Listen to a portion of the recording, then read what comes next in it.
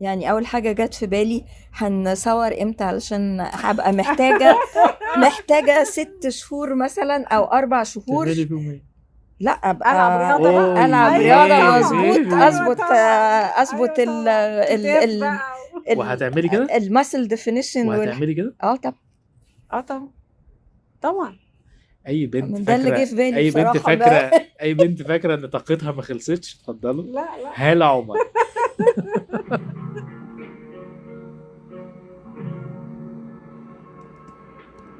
انا كنت بعمل حاجات في راديو كده زمان. كان الراديو زمان راديو الانترنت ده كان حدث، يعني حاجه لسه جديده. كل الناس عارفه الراديو ابو موجه. ايوه. فلما ظهر راديو الانترنت ده، يا نهار اسود، ايه ده معقول كده نخش على النت نسمع راديو؟ دي كانت بس كان حدث وقتها. فقعدت اشتغلت فتره كده حوالي سنه او سنتين في تجهيز البرامج وفي اعلانات الراديو والفواصل والحاجات دي، وكلها كانت حاجه حاسس انها موهبه مش وظيفه يعني، وبعملها بطريقه الهاوي.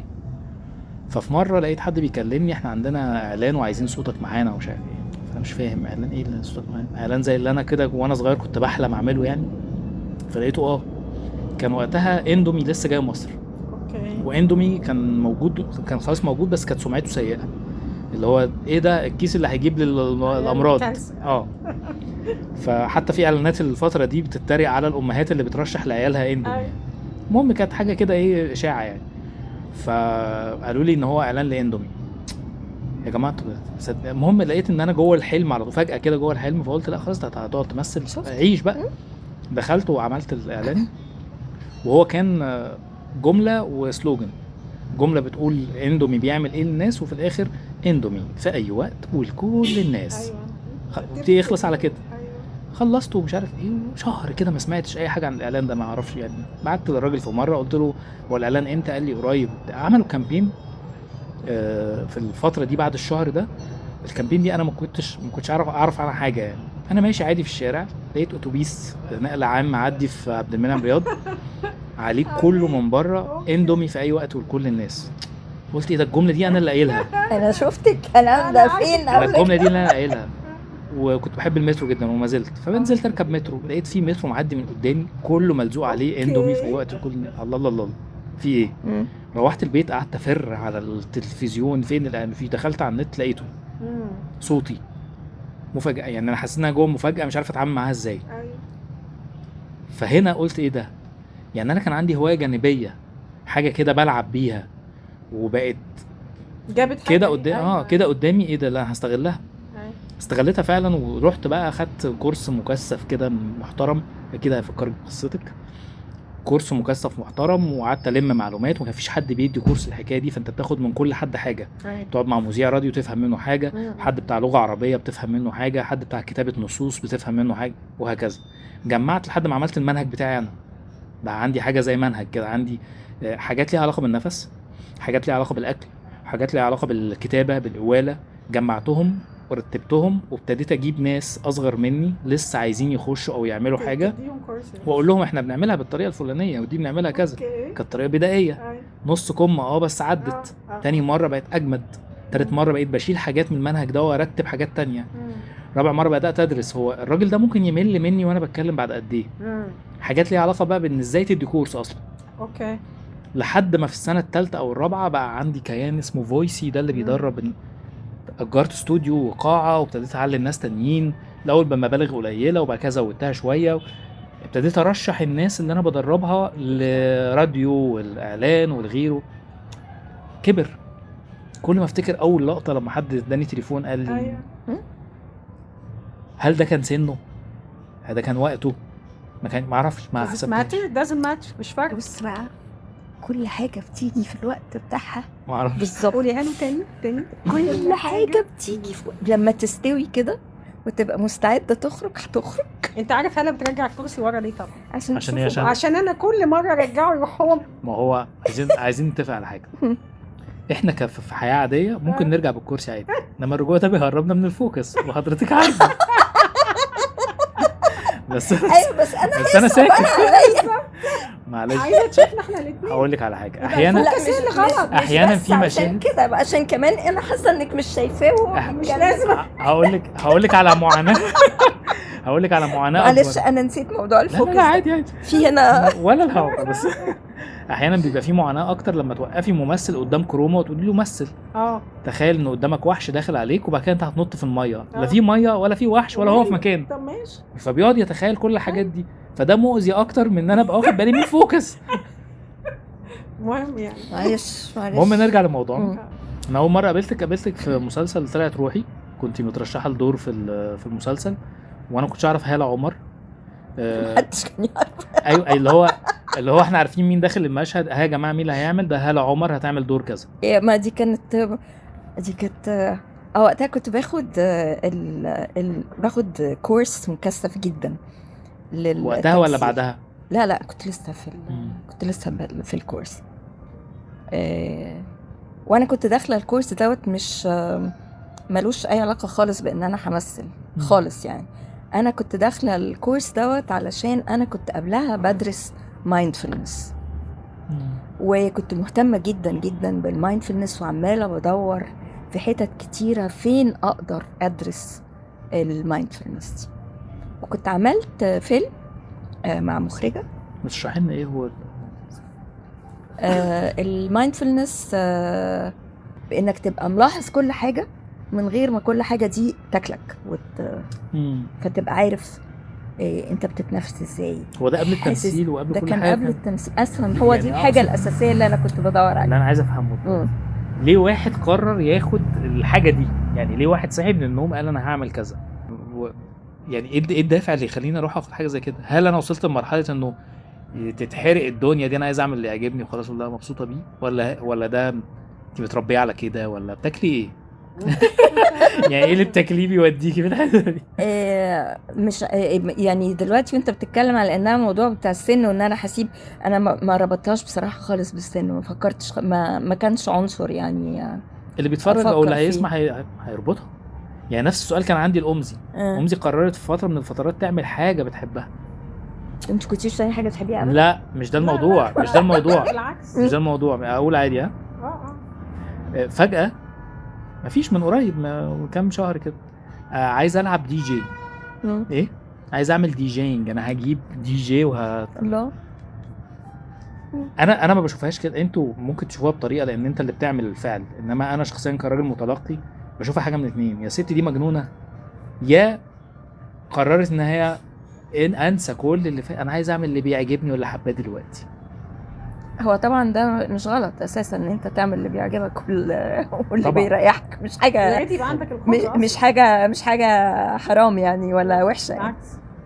برضو بدون اي توقعات كده، في مخرجه كانت بتعمل اول فيلم ليها، المخرجه هالة القوسي، وكلمتني وقالت لي تعالي تمثلي معايا الفيلم. انا عمري ما مثلت ابدا يعني. فقلت لها يعني نفس اللي قلت لها انا عمري ما مثلت. قالت لي طب تعالي ونجرب.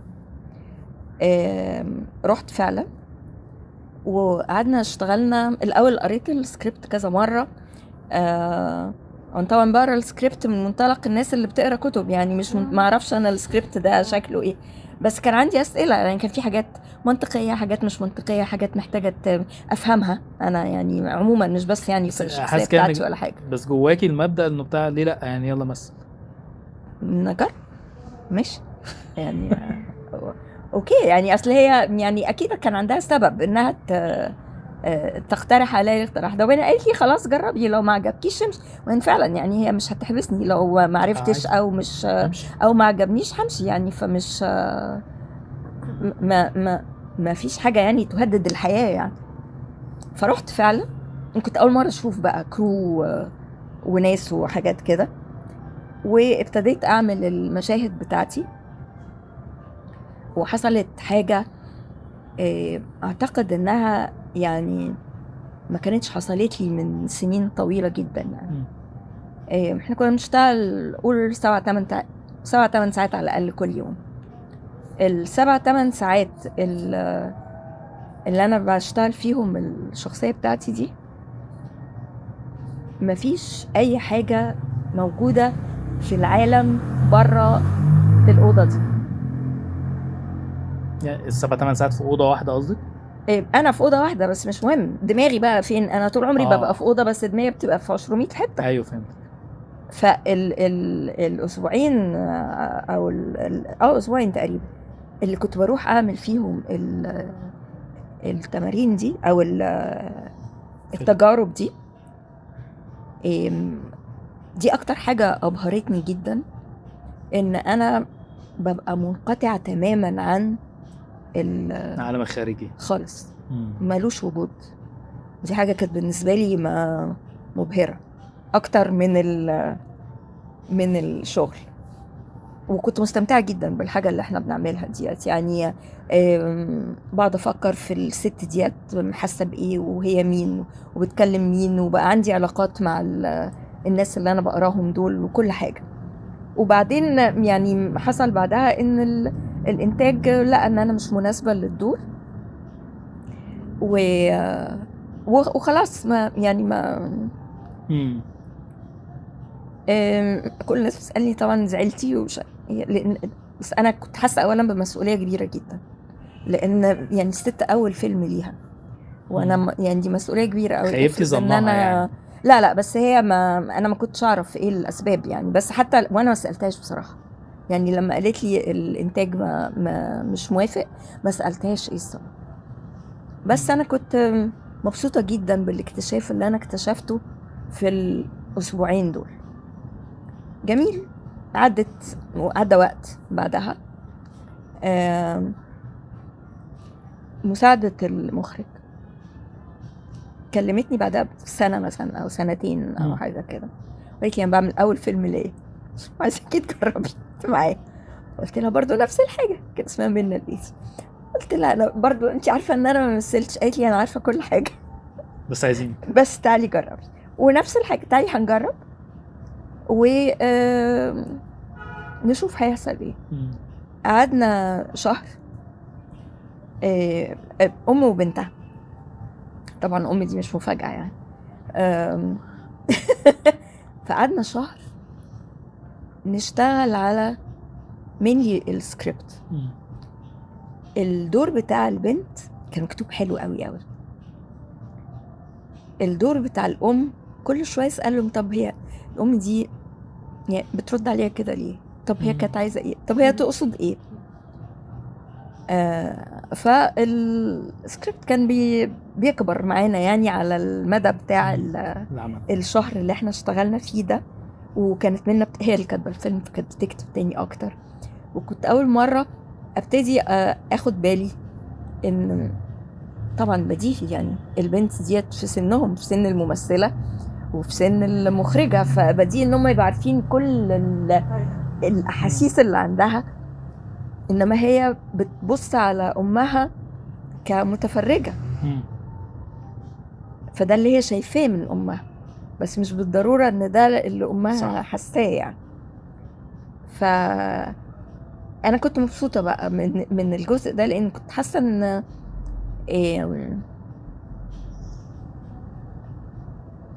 يعني سواء الممثله او الكاتبه كانت يعني زي تكون اتحركت من المكان اللي هي فيه وبقت عندها وجهة نظر مختلفة يعني.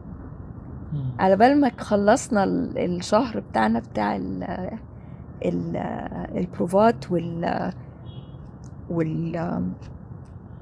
التحضيرات بقى والطبيخ، واستوى كده وبقى حلو، صورنا. استمتعت جدا بالحاجة اللي احنا بنعملها دي. ساعات كنت مثلا ببقى حاجات ابقى مش عارفة اعملها، فكانت المخرجة تساعدني نعمل شوية تمارين كده،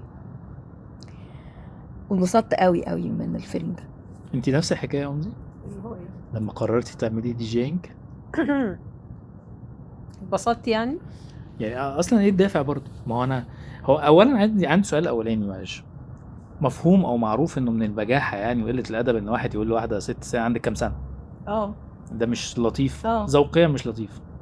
بس في نفس الوقت لما تبقى واحده كلنا شايفين انها كبيره في السن بس حلوه وعايزين نقول لها دي، لو قلناها لها هنعمل ايه؟ يعني ايه الطريقه المثلى عشان نقولها لها؟ مش لازم تربطها بالسن. طيب ما هو ده اللي انا عايز اتكلم فيه، انه العقل الجمعي مضطر يربط ده بالسن لانه بالنسبه له ده الشيء الغريب، ولا عشان المين ستريم انه الكبر خلاص كبر اكيد مش هيبقى الست اللي بتكبر تبقى ام او كده خلاص هي بيبقى ايوه دخلت في مرحله المتوقع، تانية بالظبط. ان هي خلاص بقى الحياه بتخلص. اوكي، انا بشوف طريقه مختلفه.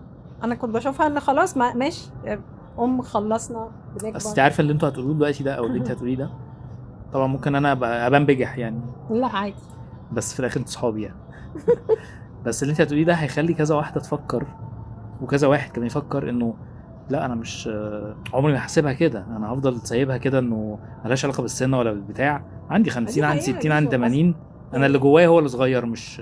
ما هي كده فعلا. اصل كمان بعد شويه من ما انت زي ما تقول بتستابلش نفسك، بتبقى حاسس ان انت في مجالك اللي انت سامها ويا اخترته يا تفرض عليه او وات ايفر، دخلت في مجال معين. بعد ما بتكبر شويه وبتبقى استابلشت فيه، بقى عندك الثقه كده انه طب خلاص انا مثلا زي ما انا عملت بالظبط. انا بحب العماره، بس يعني عايزه طول الوقت عايزه ابقى شخصيه بوهيميه شويه عن كده. انا بحب الرسم، ف وبحب المزيكا وبعدت عنها فتره طويله جدا. حب المزيكا يعني اقصد ايه؟ بحب المزيكا. ما انا فاهمك حاجه بس يعني حبي المزيكا واعملي باند، محدش لا دي جي ده الاكستريم يعني. انا عشان بس ايه ايوه انا اكتشفت كده ليه لما بديت. ليه الدي جي اكستريم؟ اكستريم ده اللي هو يقول لك لا يا عم احنا عايزين عيل صغير، يعني مش شاب حتى، أيوة، عايزين عيل صغير. يعني يمكن لو حد شافني شفتش نجيب ساويرس هو بيعمل طبعاً لا شفت بس بالله. ما علينا. يعني خلينا انا نجيب ساويرس. اشرح لك الموضوع بعدين.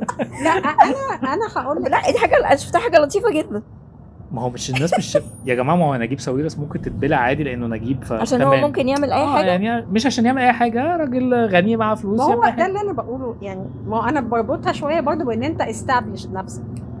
انت عندك المساحه انك تسيب شغلك فتره صغيره او فتره طويله وتكون قادر انك تعيش وتجرب حاجه، تجرب بقى حاجه، تفشل تنجح، انت مش مأثره على حياتك.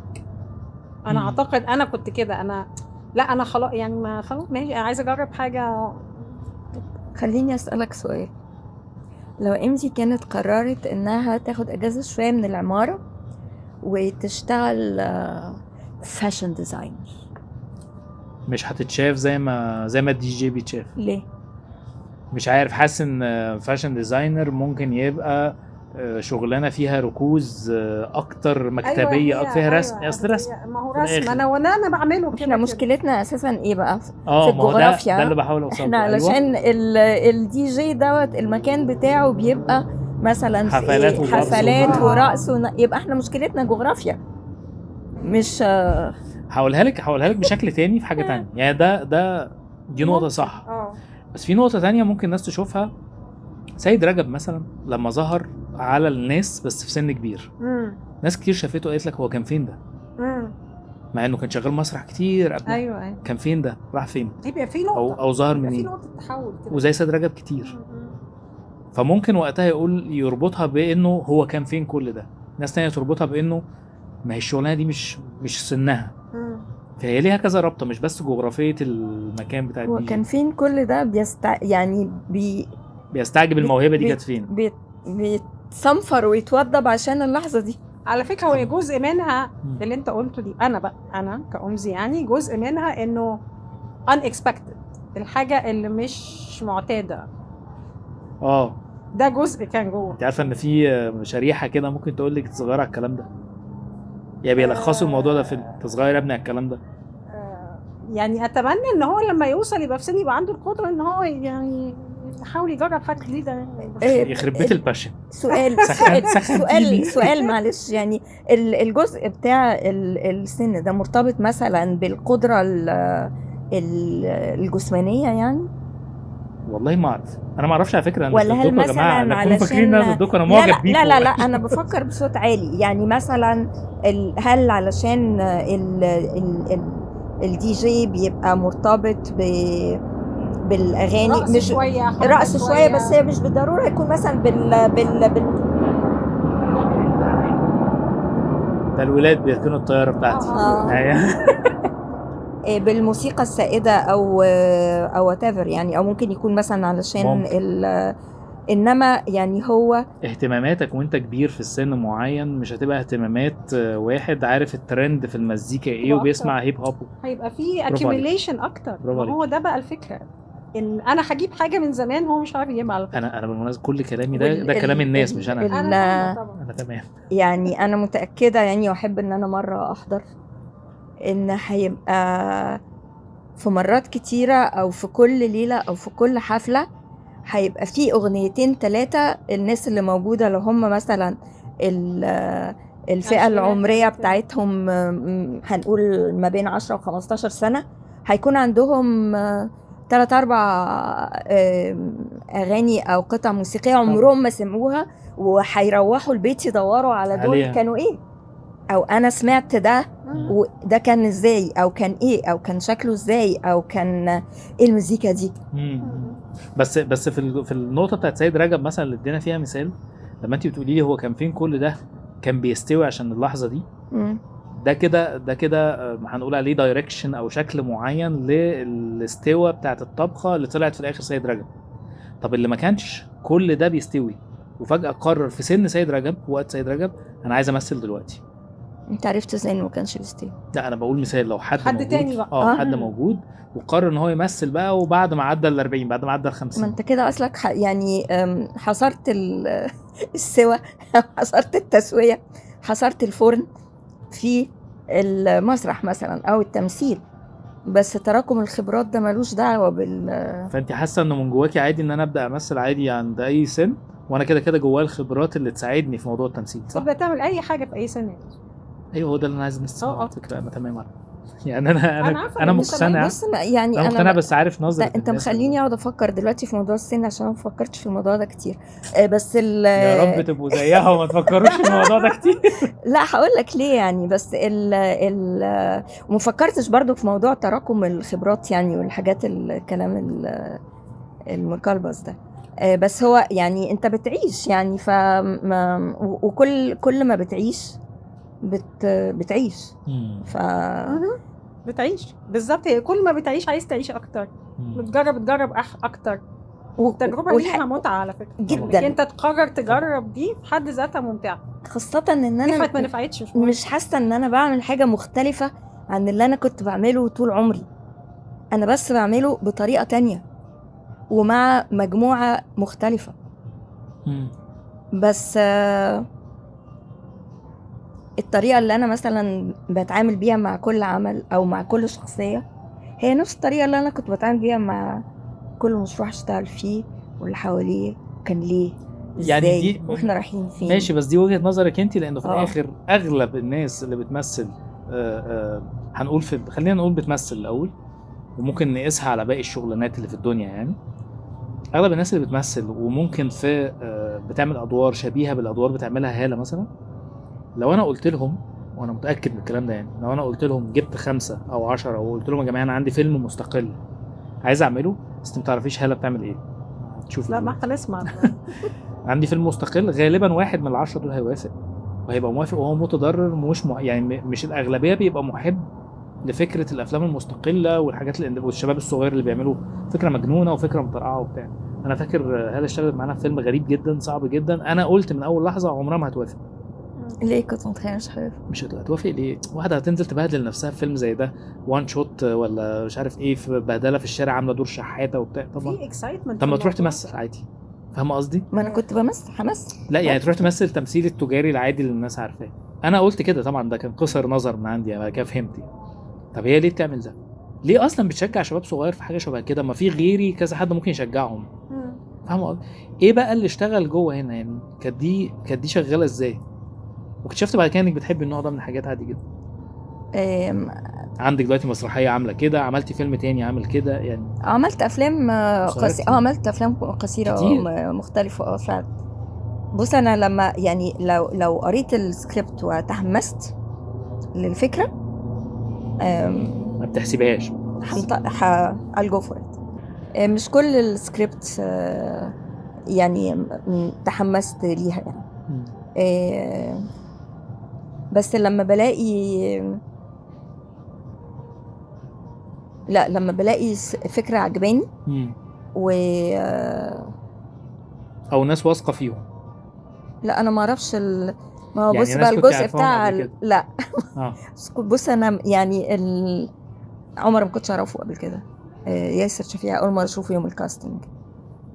لا، كل الناس اللي انا اشتغلت معاهم ما اعرفهمش، اول مره اشوفه. المخرج في اوضه نومي انا اول مره في حياتي اقابله لما رحت اعمل كاستنج، عمري ما شفته قبل كده، ما اعرفش عنه حاجه، هو في ناس ما تقابلناش اصلا. صدقيني هي مش حاسه باللي هي بتعمله، بس الناس بتشوف ان في ناس بتحب غير ان التجارب جديده، بتحب انا اخش انا اعمل اي حاجه.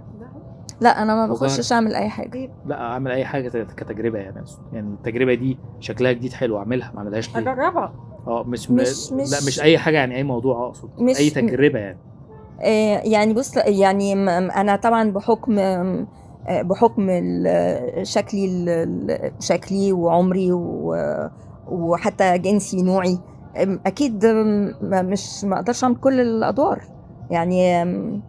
فلك ان تتوقع ان انا اكيد ببقى مثلا في 70%، ده لو كنت محظوظه يعني. هو ده غير الافكار بتاع يعني. انت بتحاولي دلوقتي تقولي لي حاجه غير الافكار، وانا عارف ده انت بتعمليه ليه. انت بتعمليها بسلامه نيه جدا، وهي دي طبيعتك، وممكن حد يشوف حاجه تانية. لان انا لو حسبتها الحسبه بتاعتك دي، طب انت ليه، او مش ليه يعني، هو حلو انك عملتيه.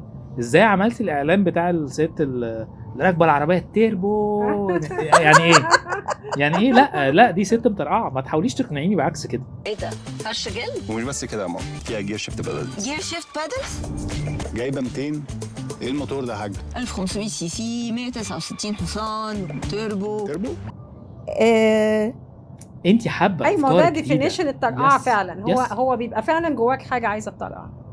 انا عايزه اطرقع، انا عايزه اعمل حاجه كده. هو وانت معايا ان مش كل الناس كده. لا طبعا. يعني هو الاعلان ده مثلا ما كانش ليه دعوه بالسكريبت اللي احنا عملناه، يعني انا عملت الاوديشن بسكريبت تاني خالص، ما عملناهوش خالص. يعني بس انا ده كان يمكن يكون اول اعلان اعمله في حياتي يعني. وانا بعدها كمان ما عملتش تقريبا اعلانات غير حاجات قليله جدا بقى، مش اعلانات تقريبا. بس واحنا اون سيت المخرج اقترح اننا نجرب حاجه. انت حاسه انك عامله اعلان كول ده حاجه طبيعيه؟ هي حلاوته في ان هو في عكسه، في حد شكله ممكن يظهر دايما في ادوار الام والكذا، بس يعمل حاجه كول وكده. بس انا كنت برضه على فكره في الاعلان، بس ده حلو. ما هو مفيش ام تعمل اللي انت عملتيه في الاعلان ده. ليه؟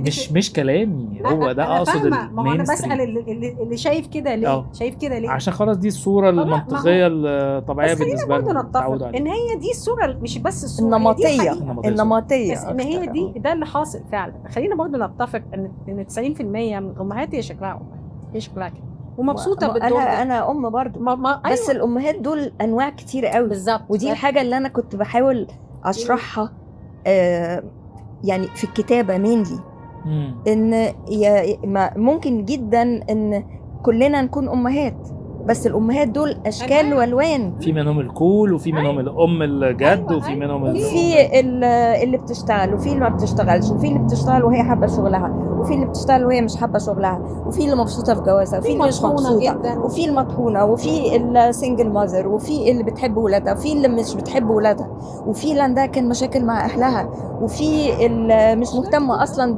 بعيلتها، وفي الست اللي اصلا ما عندهاش عيله ولا اولاد. بس انت عارفه كام بنت او كام حد بنت شابه ممكن تبقى بتشوفك دلوقتي تقول انا نفسي لما ابقى في السن ده ابقى زي الست دي؟ ده جميل جدا يعني. معظم البنات بتطمح لده لو قدرت. اللي انا بتخيله ان الدنيا اوسع بكتير قوي من اللي احنا حابسين نفسنا فيه. فانا ببقى نفسي جدا ان الكتابه تبقى كمان رحبه. هي مش الدنيا مليانه حاجات كتيره، بس يعني بحس ساعات ان معرفش بقى ده كسل ولا استسهال ولا الاتنين مع بعض. مش عارف، بس بجد الدنيا اوسع بكتير قوي من الحته اللي احنا حاشرين نفسنا فيها يعني. انه تاني غالبيه الستات بتطحن في حياتها لدرجه انه اللي احنا بنقول عليه ده بيعتبر لاكشري. طبعا يقول لك ده ستات فاضيه، بيقولوا كده. لو حطيت ده في السينما وكده، لازم تحطه بنسبه يعني وبمنطق معين، والا الناس اللي بتتفرج تستدي يعني اللي هو ايه يعني ازاي ابقى كده، ما هو مش هتعرف تبقى كده يعني، حتى لو حاولت ممكن ما تقدرش. ففي كم فرستريشن برضو مش لطيف انها تبقى حاسه انها عايزه تعمل مثلا زي هاله، بس ما هو انا مش قادره يعني، في الدنيا دايسه يعني صعب يعني. يمكن تكون ده مثلا بريفليج على فكره جداً احنا لاكي جدا طبعا يعني. طبعا انت بتتكلم مع 2 انا بعتبر يعني فيري لاكي. لا ده انا اللي لاكي ده انا كده اللي لاكي. هو بص ده عموما بالنسبه للرجاله والستات، وطبعا الستات بيبقى اصعب شويه لان دايما حياتهم اصعب يعني معلش بقى. انما الفكره بتاعت ان الواحد يعمل حاجه هو بيحبها مش بالسهوله دي طبعا. يعني الدنيا فيعني اساسا الواحد بيعتبر انه انتصار فظيع قوي لو قدر ان هو يتفادى الحاجات اللي ما بيحبهاش كده تبقى فله. وفي ظروف حياه ممكن تخليه ما يقدرش يعني، في افلام عن كده ولازم نحترم ده. كان في فيلم بس دي في حد ذاتها. طب ما احنا ليه يعني ليه ما بنكتبش القصص دي؟ حتى الناس الستات او الرجاله المطحونين جدا ليه ما يشوفوش نفسهم في يعني ليه ما لهمش مكان؟ انا فاكر يوم للستات كان they don't exist يعني هم ما عندهمش حياه في الحياه الحقيقيه، وحتى كمان في الحياه اللي فيها خيال ما لهمش وجود. قصدك على الافلام والمسلسلات؟ افلام المسلسلات حتى نوع الطحنه موديل واحد في الطحن، موديل واحد في البؤس. متهيألي عشان اللي بيكتبوا دول مش يعني هم اكيد مطحون خالص. لا بس في حاجه لا في حاجه سواء في الافلام الاجنبي او في الافلام العرب سواء كده او كده، في كذا مثال. احنا كنا اتكلمنا قبل كده على اسمه ذا انترن. لما تلاقي دينيرو وهو كبير جدا في السن ان يخش حاجه ليها علاقه بالاي كوميرس وويب سايت بيبيع حاجات ويبدا يتابع مع البنت ويفهم التكنولوجي دي ماشيه ازاي. هو في سن بتاع حاجه تانية دلوقتي المفروض ما يرجعش. هو بيعكس لك بيقول لك العكس. مان كولد اوتو نفس الحكايه. يوم للستات كان بيتكلم شويه عن الحكايه دي بس من بعيد يعني. وياما شفنا افلام عن ست بعد ما اتجوزت وخلفت نفسها تلعب باليه، نفسها ترقص باليه، نفسها تلعب لعبه كانت بتلعبها من زمان يعني. انا اعتقد لو افتكرنا هنلاقي كذا فيلم كده بس يعني ما عندوش الكم اللي بتتكلم فيه هالة. انه ليه ما بتكتبوش قصص كتير كده؟ هو بس اللي انت بتتكلم عليه ده يعني الجزء بتاع اللي هو تحقيق احلام الطفوله مثلا او احلام الشباب تحديدا. انت فكرتني كده كان مره حد مش فاكره كانت حد مذيع او صحفي مش فاكره يعني، وكان يعني بيسالني برضو ايه اللي خلاكي تشتغلي ممثله دلوقتي وانت كبيره في السن وخدتي القرار ده ازاي وحاجات كده. بس انا كنت شايفه جدا الاسئله رايحه فين. قلت لها بصي يعني انا متاسفه جدا بس انا ما عنديش اي قصه كفاح بصراحه. يعني هي كانت يعني منتظره ان انا يعني كان امنيه حياتي ان انا اشتغل ممثله، انما عيلتي ما رضيتش خالص ان انا اوافق، وكلهم كانوا علشان ما اعرفش ايه بيضربوني صغيره فقررت انتقم وانا عندي 40 سنه قررت اعمل كده. فقلت لها انا متاسفه بس انا فعلا ما عنديش اي قصه كفاح. يعني انا عمري ما كنت عايزه ابقى ممثله وما كانش في بالي الموضوع ده ابدا، وما كانش في حد يعني مانع الموضوع ده بصفه خاصه لانه كانوا بيضربوكي وانت صغيره عشان ما تشغليش مزيكا صح؟ خالص بالعكس. ففعلا انا يعني هي كان يعني نفسها تسمع الجمله دي بس انا ما عنديش ده. قلت لها انا ما عنديش فعلا قصه كفاح فمش قادره اقول لك حاجه يعني. مره حصلت معايا في واحده، انا اسف لها والله العظيم بس لازم احكي القصه دي. في واحده اشتغلت معايا في اكتر من فيلم ومسلسل، وكل مره بتيجي تعمل دور ست بسيطه من اسره تحت المتوسطه وبتتكلم بالطريقه دي، وانا عمري ما دخلت لها اوضتها. يعني انا ببقى في اللوكيشن هي بتخش علينا اللوكيشن بتصور بالشكل ده. فقلت الاختيار الاولاني عدت، هي ما بتعملش ادوار كبيره بالمناسبه، كلها مشهد ولا مشهدين وخلاص. اول اختيار عدت، تاني مسلسل جت، تالت فيلم جت. فدي من الناس اللي فاكرها يعني. فانا طول ما انا ببص لها وهي بتمثل سبحان الله، شوف يا اخي سايبه بيتها وعيالها وبتاع عشان تيجي تعمل ايه عشان الفلوس. وهي ولا مش ممكن تبقى الفلوس، ده ممكن تبقى يا عيني عندها الموهبه وقهروها، بس شوف سايبه قريتها وجايه لحد فين.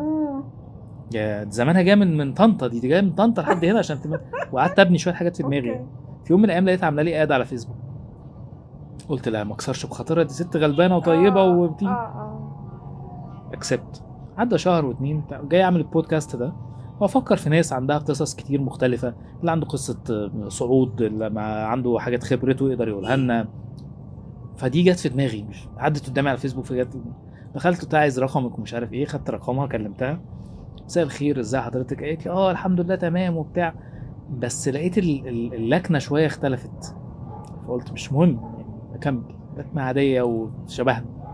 قلت لها دلوقتي انا بعمل كذا كذا كذا، وفي جزء عندي فاضي للانواع الحلقات اللي ممكن اتكلم فيها عن الناس اللي عندها قصه الكفاح والكذا واتقهرت وبتاع ومش ظاهره كتير في السينما وبتعمل دور ولا اتنين والمخرجين مش شايفينها. وانت قاعد تشرح كمان، يعني انت مطول في الشرح. ردت عليا رد قالت لك ايه؟ حرقتني، ايه بقى؟ يعني رد حرقني. ايوه قالت لي ربنا يخليك والله، بس انا لا عمري اتقهرت ولا عمري كنت بسعى ولا عندي قصه كفاح ولا مخرجين مش شايفين ان انا بيطلبوني انا اللي ما بروحش. تمام. قالت لي يا عم انا شغاله مش فاضيه للكلام ده، انا عندي المسرح وانا اصلا شغاله في اداره كذا وبتاع، وانا بيجي لي حاجات كتير فعلا بس ما بروحش.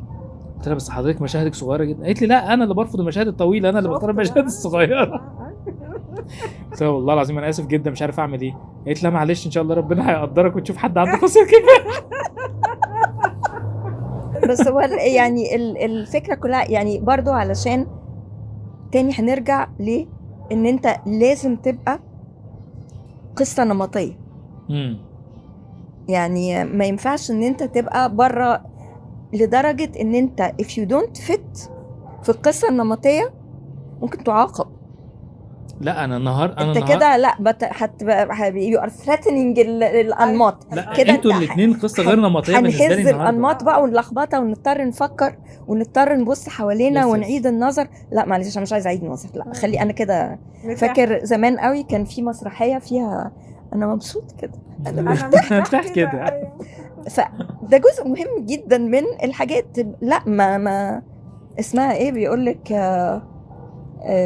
علشان ما يبقاش فيه مساس بالثوابت. ما نقعدش بس بقى. انتوا الاثنين قصه غير نمطيه، دي حقيقه يعني. ومميزه. معماريين دايما كده. عايزه اقول لك ده هو ده هيموت مني، ده انا هرياه اقول له ايه ما تقوليش مهندسه، انا معماريه. طب ايه يعني دلوقتي لو مهندس ديكور ما قلنا مش نفس الحاجه. مش نفس الحاجه. ليه يا جماعه؟ ما اسموش مهندس. مش نفس الحاجه. ما اسموش مهندس ديكور. ما اسموش والله ما اسمه انتيريور ديزاينر. ما مهندس ديكور دي طلعت منين؟ قلت لك مليون مره ما اعرفش. يعني انت مش شايفه ان مهندس الديكور ده مهندس اصلا؟ هو مش مهندس، مسموم معهوش شهاده هندسه يعني. هي حاجه تانية، مش حاجه وحشه. مش انا ساكته. لا دي قلاطه ولا هي حاجه وحشه. ما تضحكش بقى. الله طب افرضوا مهندس ديكور سمعنا. لا مش هم بيعملوا حاجات حلوه جدا وحاجات غالبا احنا ما نعرفش نعملها، بس مش مهندس. يشيل هذا اللقب ويسمي نفسه انتيريور ديزاين. لا وهو ما يعرفش يعمل حاجه احنا معلش انا اسفه يعني مختلفه معاه هنا. لا طيب دلوقتي عشان نرجع للنقطه الاولانيه بتاعت ان انا خدت بقى كورسات لما الموضوع ضرب. انت برضو اللي جت في دماغك زي اللي جه في دماغي كده ان انا لا لازم اقوي الحته دي عندي، فروحت مكمل في كورسي لحد الاخر وبقيت بختار بقى ادوار وبتاع. ده اللي جه في دماغك؟ لا انا الاول وانت كمان خدتي كورسات اعتقد برضو في الدي جينج وبتاع وجبت حد يعلمك ولا؟ انا احب ان انا لو قررت اعمل حاجه اعملها صح ما اعملش ربع ما احبش الكروته. بس انا ما كنتش عارفه ادرس ايه، فانا سالت المخرجه اللي انا اشتغلت معاها وقلت لها يا منى انا عايزه اعرف التمارين اللي انتي كنت بتعمليها معايا دي اسمها ايه علشان انا عايزه ادرس الموضوع ده. قالت لي بصي البيس بتاعها هو في المايندفولنس. جميل. فقعدت ادور ايه بقى دورت على يوتيوب، دخلت ماستر كلاس الويب سايت بتاع واخدت محاضرات كده مع نفسي، بس كنت عايزه اعمل حاجه يعني حاجه اكتر من كده او اتقدم اكتر او اعرف اكتر يعني. ف كنت بدور بقى كتير لغايه لما في مره لقيت اعلان في الحاجات اللي انا عايزه اعملها، ومكتوب في الاعلان ده ان هو كورس مكثف لاعداد الممثل بطريقه مايزنر. انا ما عنديش اي فكره مين مايزنر، وما عنديش اي فكره خالص على موضوع اعداد الممثل. رحت قدمت وعملت انترفيو، وانا كنت اصلا بره السن، يعني هم حاطين اظن كانوا من 18 ل 40 او حاجه كده، بس قررت اروح برضه.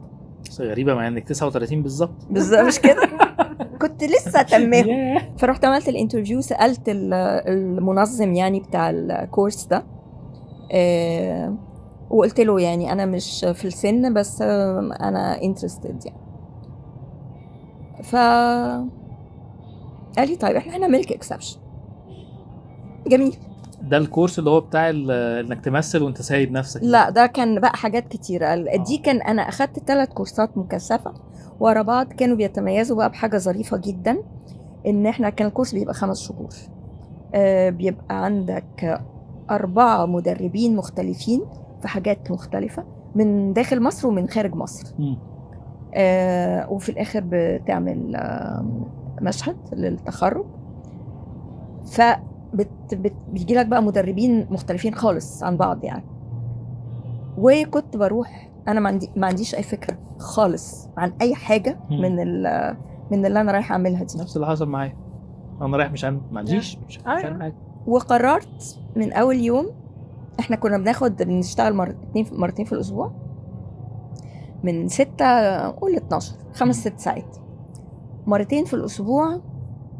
انا بروح ما عنديش اي فكره ايه اللي هيطلب مني، ولا هشتغل مع مين، ولا ايه التمرين اللي هاخده.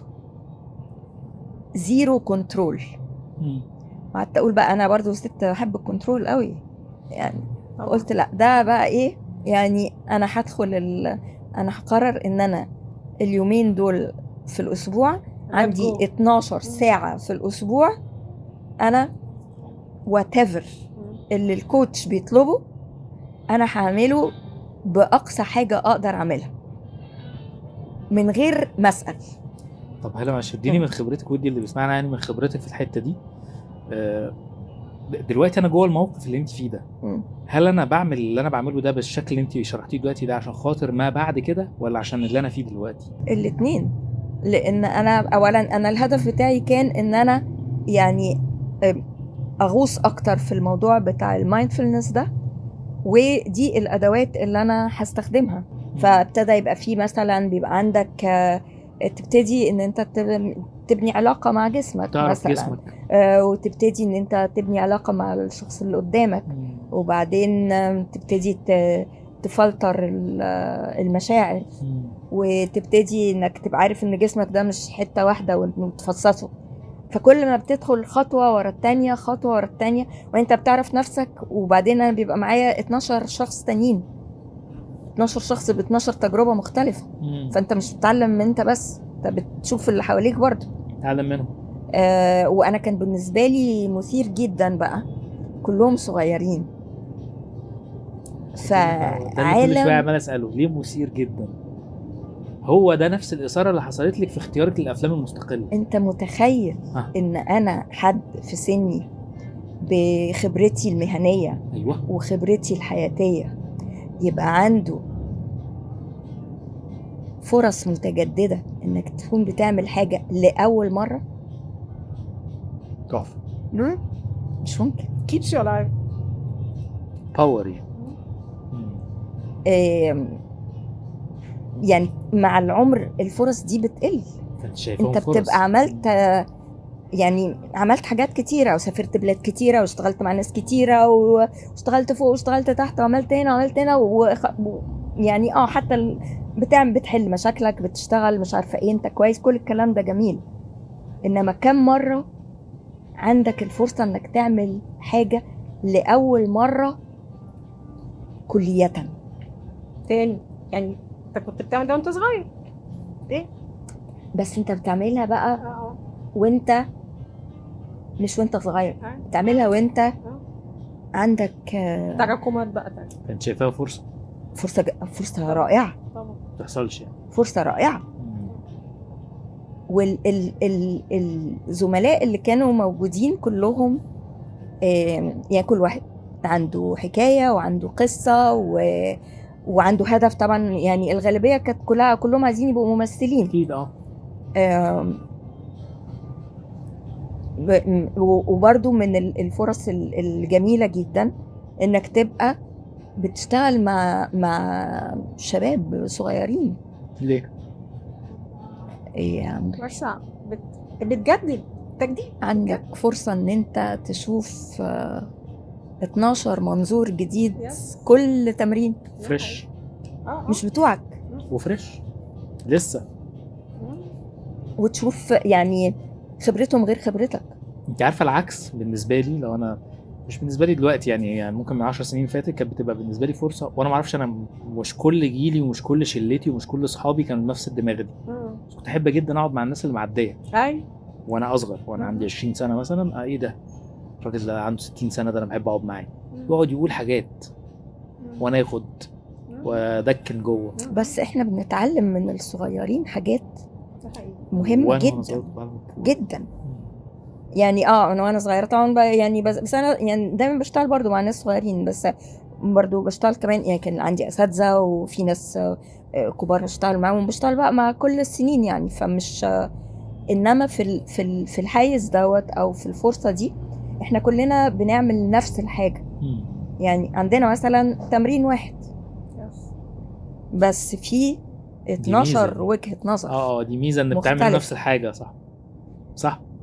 او بعد شوية لما ابتدينا اننا نتقدم اكتر، فطبعا بتبقى المدربين بيبقوا مختلفين، وبعد شوية المدرب بيبقى ليه نظرة وبيبقى عارف هيدي تمرين معين لمين ليه. او انا بقى اللي كنت بقدر اشوف ليه، ممكن هم مش دايما بيبقوا شايفين ليه، بس انا ممكن بالمشاهدة تقدر تبقى عارف هو اختار له التمرين ده او اختار لي انا التمرين ده علشان كذا، او اختار لفلان التمرين ده علشان كذا. وبتشوف بقى هو بيتعامل ازاي مع التمرين، فبتشوف تفسيرات كلها افكار طازجة جدا ومختلفة ومتنوعة لحد ما بتوصل بقى للتمرين بتاع التخرج او مشهد التخرج اللي بنعمله.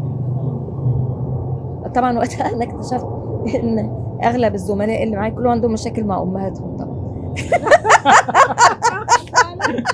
بيسالوني مشاكل قدامي. بيسالوها بقى ها وانت كمان عندك مشاكل مع ماما؟ لا بس بغض النظر يعني هم طبعا كان المشاهد اللي هم بيكتبوها يعني اللي بيعملوها مختلفة عن المشاهد اللي انا بعملها. بس ساعتها بقى انا اكتشفت برضو حاجة من الحاجات اللي كانت ابتدت برضو تلفت نظري جدا، ان اولا المشاهد اللي انا كنت بكتبها كنا غالبا بتختار يعني وبنمثلها.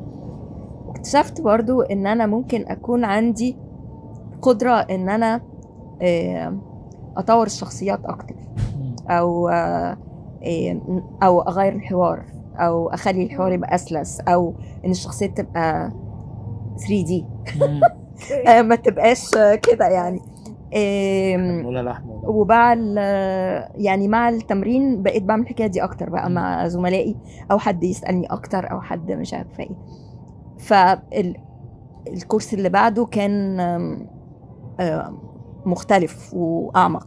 انا خدت 3 ورا بعض، وبعدين بعدها بقى كنت انا ابتديت. ده معناه انها مبسوطه قوي يعني. خلص واحد دخلت التاني. لا لسه كان في حاجات انا كنت شايفه انا ممكن اتعلمها اكتر. انا كنت ابتديت بقى، انا عملت طلعت روحي غالبا في يمكن يا في اخر الاولاني او في اول التاني. وانا ما كنتش بعمل الكاستنج، يعني كلهم بيروحوا في الكاستنج، انا ما كنتش بروح خالص. ويعدوا على الميعاد وانا امشي لغايه لما ويزو هو اللي اداني وانا عملته علشان انا بحب ويزو يعني. فقلت له بس اصل انا ما مثلتش ومش عارفه انا بحبه. فقال لي طب نجرب يعني. طب خلاص اوكي. فعملت الكاستنج and I got the role. وبالصدفه بقى يومها انا كنت عملت 2 كاستنج ورا بعض وجالي الدورين، والدورين ما لهمش اي علاقه ببعض. دورين ايه؟ الدور انا الدور تاني بقى مش في المسلسل ده؟ كان في ليالي ايجيني. ما انت عملت في ليالي ايجيني صح. بس دول كانوا يعني ورا بعض. كان نفس فكان يعني الليله اللي احنا صورنا اول ليله كان ليل خارجي في الشارع. اوكي نايس. و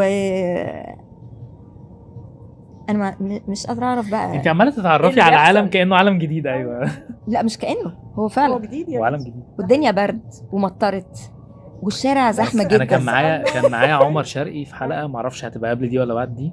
هو اكتر واحد قال وصف دقيق للحاله دي. قال لك دي دنيا تانية ليها قوانينها، ليها ناسها، ليها طريقه تعاملها، ليها طريقتها. انت ممكن تقابل واحد بره ابن ناس ومن طبقه معينه، تقابله عادي في الشارع يبقى صاحبك، يخش هنا يبقى واحد تاني خالص. واحد تاني خالص محدش ما عارف هو مين. هي دنيا لوحدها كامله، ليها قوانينها وليها كل حاجه، ليها طريقتها. فانت ممكن بعد تامن بالظبط. وده انا بشوفه بعناية في حاجات. ممكن واحد يبقى راجل ابن ناس يعني ومحترم وكل اصحابه بيحترموه جدا ومتقدر وكل حاجات، يدخل يعمل مش يدخل يعمل، شوف يستقبلوه ازاي هناك اصلا. كسبوه مرمي في اوضه كده ما يعرفش عنها حاجه ممكن يخش ما يلاقيش اوضه يقعد فيها اصلا. يعني في ناس بتتقابل في العالم التاني ده بطريقه غريبه، وفي ناس فعلا انت ما تقلعهمش من رجلك نهائي. تخش هناك تلاقيه جاي له كارفان مخصوص عشان تبقى انت قاعد بره مستغرب هو الراجل ده قاعد هنا ليه؟ يا ابني ده بيضربوه بالشبشب في حتتهم ده. عالم تاني، عالم مختلف، له حسابات تانية تماما. كانت حاجه بالنسبه لي عجيبه جدا.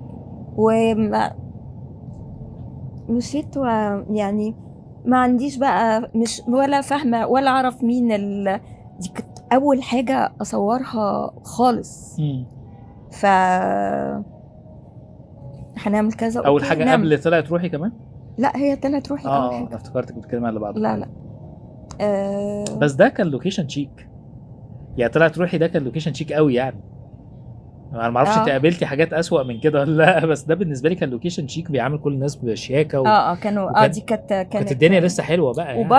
وبرده في ليالي ايجيني كانت الحاجات ماشيه زي الساعه. ده محمد بشيش. قلت بقى ان احنا قلت ان يا سلام ايه ده بروجكت مانجمنت بقى A1 ومش معقولين. وانا يومها كنت رايحه فاكره ان انا هعمل كاستنج، فلقيت اننا هنصور بنصور على طول.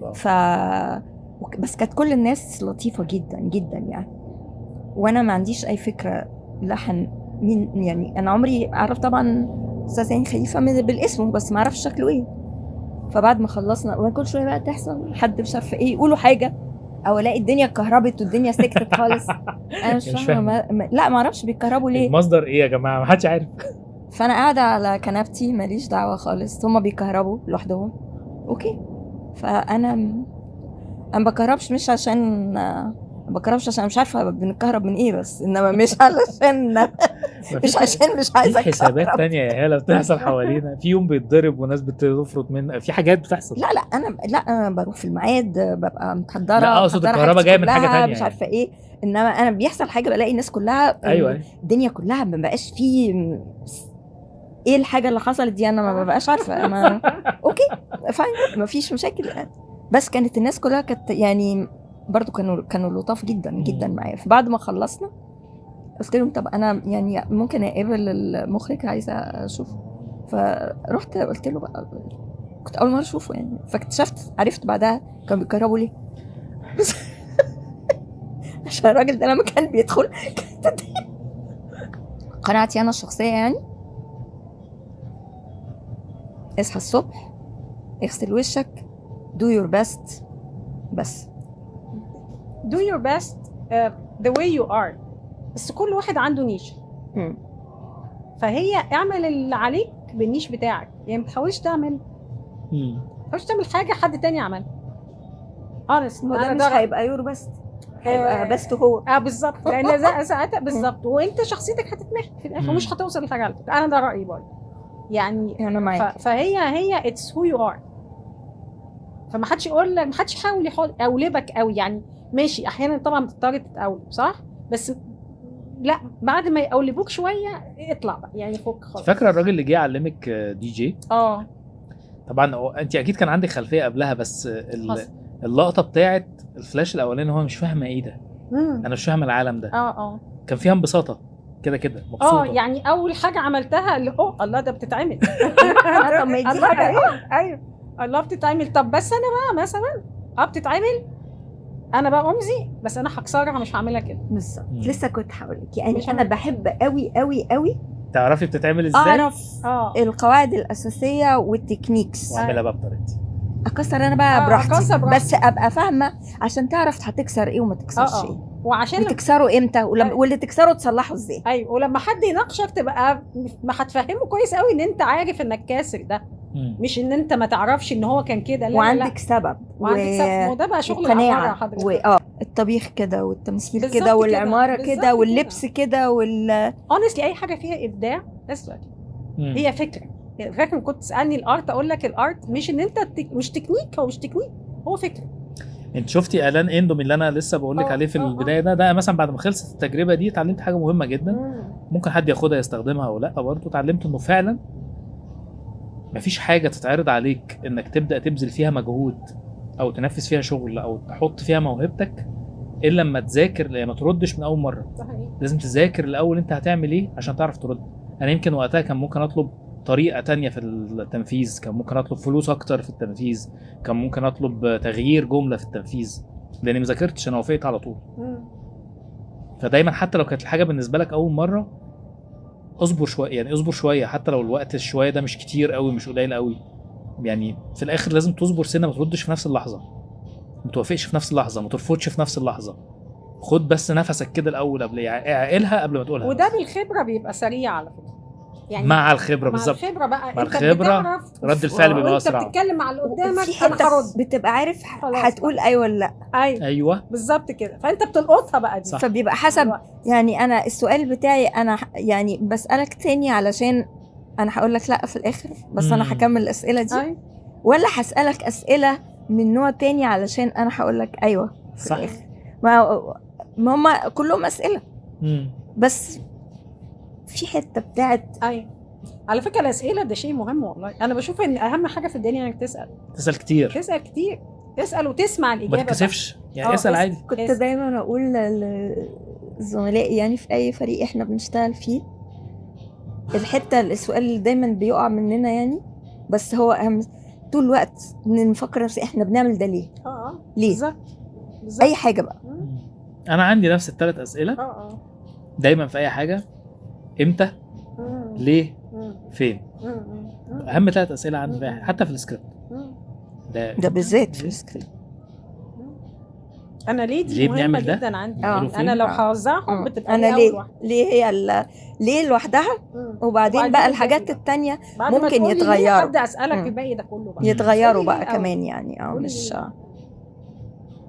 طلعوا. انا ما كنتش اعرفهم طبعا في الاول، بس مع الوقت وكده اكتشفت ان اي سكريبت او اي عمل فني هتخش فيه لازم تسال ثلاث اسئله المهمين: ليه بنعمل ده، فين بنعمل ده، امتى بنعمل ده. فانت عرفت المكان، عرفت الزمن، عرفت السبب، فعرفت الدافع، عرفت تعمل حاجه. بعد كده بقى في اسئله تانية كتير. طبعا بس ليه والله هو انا معاكي فعلا. ليه ده هو لان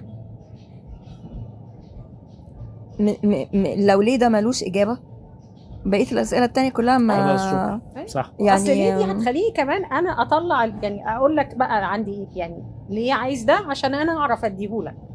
لكن اما لو ما قلتليش ليه، ما انا او ليه مش وجيه، مش هسالك اقول لك طيب خلاص بقى مش هسالك بقيه الاسئله. اوكي ماشي اللي انت شايفه. تاخد بريك نعمل تيجي تشرب حاجه؟ تهيألي بقى هل تشرب حاجه؟ لا ما بشربش اصلي خلاص بقى، ولا شاي ولا قهوه ولا اي حاجه بالليل. طب اجيب لك شويه منمنمات؟ لا انا هو الطبق هناك. انت تعرفي منمنمات الحريري؟ لا مين منمنمات الحريري؟ ما اعرفش انها بتتاكل. طب انت هتقفل البتاع ولا هتسجل لنا عادي واحنا بننمن مع بعض؟ هكمل منمنمات الحريري. منمنمات الحريري دي عباره عن زمان كانوا ما بيعرفوش يوثقوا الحكايه بالكتابه. لما بقول لك ما اعرفش انها بتتاكل بس لا واحنا عملناها اكله بقى. فلو في فتح مثلا او فتوح او ناس دخلت بلد او بتاع، بيبقى في رسام قاعد بيرسم المشهد اللي شافه قدامه ده. في المشهد ده فيه 7 حصنة، ناس لابسين احمر عندهم قرنين، فاروح راسمهم كده على حاجات صغيره بسميها منمنمات. فالحريري ده كان عنده منمنمات. الحريري ده كتب دلوقتي لو ده مش هو الكرتونست ده اللي انت بتاعهم. عملته في رساله الامام؟ بالظبط، عيب بتاع قد عليك. كده تطلعي منه اي عصر.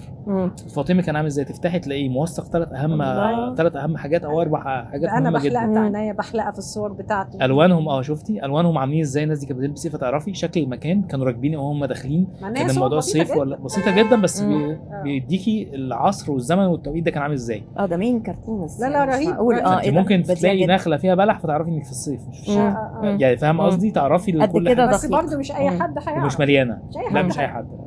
يعني اللي دي هيبص- منمنمات فلازم. لا يعني قصدي انه تركيز في انه برضو انت انت بتبص عايز على ايه من الصوره. يس. فاهم عايز ايه من الصوره. بس غريب في منمنمات الحريري ده، غريب ان مفيش سؤال عندي ما لقيتلوش اجابه في الصور. الراجل ده كان بيفكر لها بالعكس، بيفكر باسئله بيوثق. المشاهد. بالتالي كان بيوثق يعني. بيوثق وتلاقي هو رسم طبعا حلو. بأسئلة المشاهد، لان هو صح مظبوط ان هو يفكر بأسئلة المشاهد، لان هو شغله دوت معمول علشان يس. يشاهد. عشان يوصل فلازم كمان. ويوثق مرحله كمان. فانت صح، كنت تخش صح. جوه قصر والي ولا بتاع، فتعرفي من القصر نفسه الجواري كانت بتلبس ازاي. كانوا هم افارقه ولا لونهم ابيض؟ كانوا بشعر ولا كانوا منقبات ليه ومش منقبات؟ يعني زي كل كده حاجه. بص مصر كده والرسمه بسيطه ما فيهاش كل التفاصيل دي، خالص. بس ده كانت تلقط. وكمان ده مش كده ده يعني دي قدرة منمنمات. قدرة اسمها ايه بقى؟ تبقى التركيز. والتركيز والتوثيق في مم. الموضوع. يعني انا اكتشفت ان مش كل حاجه سالكه، بمعنى انت ممكن تبقى داخل تعمل حاجه وشكلها حلو ومظبوط، في النص تلاقي العقبات بتاعت حاجات تانية، زي مثلا جمله انت بتقولها بطريقه بس المنتج شايفها تتقال بطريقه تانية. فانت وحشه. المنتج وحشه. الكلاينت كذا كذا، مش جميله يا جماعه، مش دي الصح بتاعها، او مش هو مش فاهم بس عايز يحط التاتش بتاعه. فتلاقي في عقبات بتوقفك في النص، زي اختيار الاصوات اللي ممكن تبقى مصاحبه معاك، ممكن ما تبقاش افضل حاجه. نفس الكلام في التمثيل، ممكن تبقى الدور كويس، ورق كويس، كل حاجه كويسه، وتخش عند الكاستنج تلاقي حفره كده وقعت فيه. يعني انا ما ببقاش عارفه الناس التانيين ده، انا ساعات ببقى بشوف الناس لاول مره في اللوكيشن يعني. ممكن بقيه الناس اللي في الممثلين مثلا. ده لو احنا بنشتغل على المين ستريم يعني. انما لو احنا بنشتغل في حاجه اندبندنت بيبقى الحمد لله في فرصه اننا نتقابل قبل. ما بتتقابلوش مع الناس كلها. لا طبعا. دي بصي دي بقى بختك يا بوكي. ده يونيفرسال يا ريزو ولا ده؟ ما كنت لسه هقول لك في حاجات بتتعمل في العالم كله وفي حاجات لا. فكره ان في ريدنج تيبلز كده قاعدين عليها كلنا، دي بتبقى الشخصيات الاساسيه. بس برضو الشخصيات الثانويه اللي هو صاحب البطل، البطل، صديق البطل، الناس دي لازم تبقى عارفه على الاقل هتمثل مع مين، او يبقى عندها معلومات كفايه، او عارفه مين البطل، او معلومات كفايه. هنا ما بتعرفش يعني. مش عايز يروح اقول لهم يوطوا ليه؟ مزيكا بالعكس، ده امبيونس حلو. يعني بصي بقى، في مرات كنت ببقى يعني في ليالي ايجيني مثلا، كنت عارفه الورق كله، وعارفه انا هبتدي هظهر امتى، وعلاقتي بالشخصيات. قابلت الممثلين اون لوكيشن. شاوت اوت لمحمد مشيش. شاوت اوت يا مشيش. لا ده كان من الاي 1. لا كان عظيم جدا الموضوع ده، كان حلو قوي قوي يعني. فكنت حتى الناس اللي انا ما اعرفهمش وابتديت اشوفهم لما مع المسلسل كنت قاريه الحاجات دي من قبلها، وده كان اول دور يعني. مش وطبعا شخصيه مش فاكره، كان عندي 15 مشهد ولا حاجه دور حاجه يعني. كده يعني. انما كنت عارفه علاقتي ايه باسماء الشخصيات، بس مش عارفه مين الشخصيات. عرفتهم اون سيت، بس كان معايا الورق كله، فكنت فاهمه ايه اللي حاصل. طلعت روحي كان حلقتين بتوع الفينال معايا كاملين، فكنت فاهمه كله. فانا بقى كنت فاهمه. برضه طلعت روحي ما ينفعش يتقال دلوقتي، لانه ده كان في اواخر الزمن اللذيذ. هما الاثنين دول كانوا انا مصورهم في نفس الشهر، 18 19 حاجه كده. كانت الزمن قبل الكوفيد على طول، قبل الحركه. فانا ابتديت بقى اللي هو الناس ليه بتشتكي وكده يعني. اورجنايزد بقى، لا والورق مظبوط، الناس لطيفه. هتعرفي لما تقابلي بقى بعد كده. وبعدين بقى بعد كده ابتديت بقى مثلا يبعت لك ورقتين. ايوه مين مش قادره اعرف حتى مين، اللي بخمن هو مين ده مشهد حضرتك. مين الشخص. طب بخل يعني مش عايزين يطبعوا ولا ما هو ما نعرفش. ليه حسابات كتير، انا مش هبعت لك السكريبت كله وانت عندك مشهد. ليه؟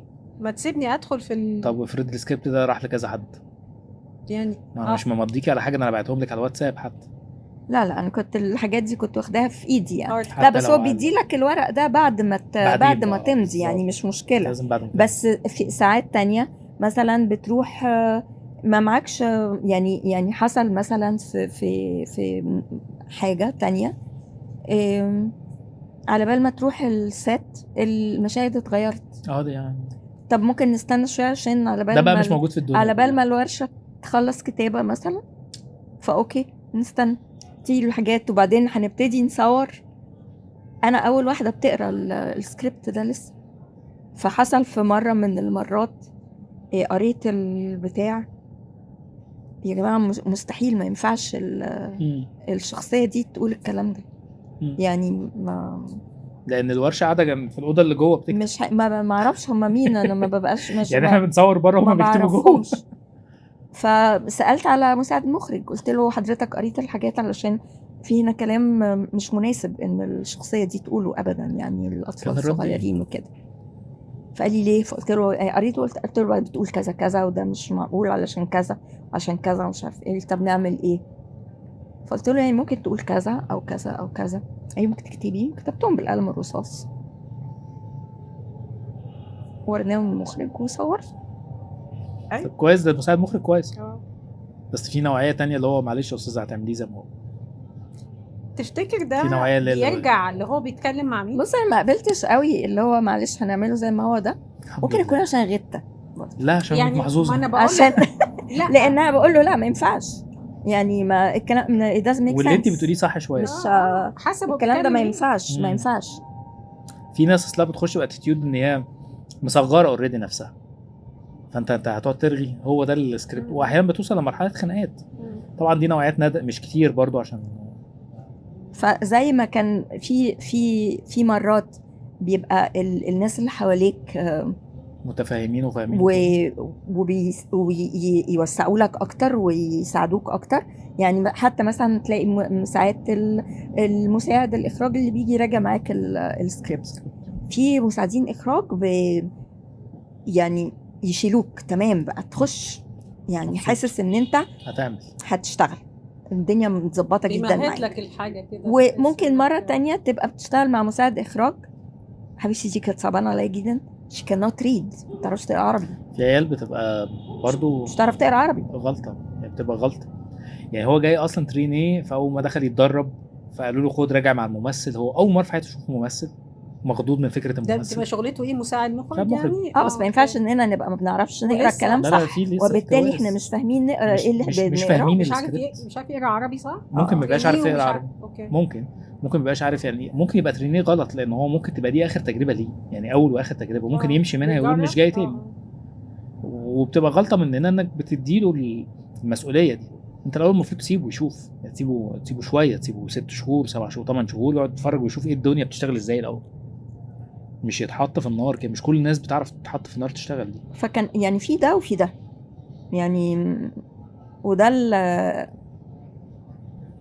بس هو مقياس يا ريزو، معلش انا مقياس عندي قوي انك انت تاخد حط في النار وريني هتعمل. انا ده عندي مقياس بصراحه. وبرضه بصراحه في ناس بتقيس على كده، انا بقيس على كده. انا لو رايحه اراجع نص مع حد هقرا النص قبل ما اروح على الاقل. دي كتير بتحصل على فكره، مش في الشغلانه دي بس، يعني شغلانات كتير تلاقي الناس داخله كده بالحب، يلا بينا هنظبطها. فاكره الحلقه بتاعت ما تخافش وما تقلقش؟ لبسنا في حيط على طول. ما هو مش يعني مش كل حاجه بتيجي كده يعني قفش، مش يعني حتى انا ببقى فاهمه طبعا ان ده مش دور رئيسي وان ده دور ثانوي، يعني انا واعيه جدا للموقف. يعني من شويه وانا بسالك بقول لك هو انت وانت بتعملي الحاجه دي كنت مركزه قوي في انك تعملي الحاجه ولا عشان الهدف؟ ليه كنت بسال السؤال ده؟ لانه اغلب في ناس كتير من الجيل الصغير بيبقى طول الوقت قدام عينيه الهدف، عايزه اقرب وعايزه اسرع بغض النظر عن اللي بيحصل دلوقتي. فبياخدوا الحاجه من على الوش بسرعه عشان يوصلوا بيخشوش في الحاجه. من غير دلوقتي مفيش بعدين. لو دلوقتي ده مش كويس يعني وبرضه ده كنت تقدر تقول ان هو قرار. يعني انا عارفه كويس جدا ان دي ادوار ثانويه، بس ده الدور بتاعي انا اللي مسؤوله عنه. برافو عليك. فانا ما يعني ما ادخل بقول معلش اصل الستايلست بيدي الحاجات للممثلين الكبار ومش عارفه ايه. ما يدي في النهايه مين اللي هيطلع؟ برافو عليك. انا هطلع. ودي اي حد يستغلها في اي شغل. يعني لو محامي لسه بيتدرب في مكتب محاماه واخد حته صغيره قد كده، هي في الاخر بتاعته. دي مسؤوليتي انا اللي هطلع. ولما هطلع انا ما حدش هيقول اصل ما اعرفش. انا بتتعمل تصحى الصبح اغسل وشك دو يور بيست. حتى لو على فكره حتى لو الحاجات دي اداريه او مكتبيه، لان بلاقي شباب صغير بيطلبوا كتير جدا، ودي من اكتر الشغلانات المطلوبه في مصر. يعني من كتر سهولتها ومن كتر ما في احتياج ليها، اللي هي الداتا انتري. حتى الشغلانه بتاعت الداتا انتري دي انت ممكن تتميز فيها على فكره، حتى لو هي صغيره ده بالذات لان انت لو مش دقيق ومش سريع هتبقى يعني بتبوظ لي الداتابيس بتاعتي. صح. وعلى فكره بقى لما انت بتبقى مهتم في احيان كتيره بقيه الفريق بيهتم، والعكس لو كل الفريق حواليك مهتم وانت مش قاعد جنبهم مش هتهتم.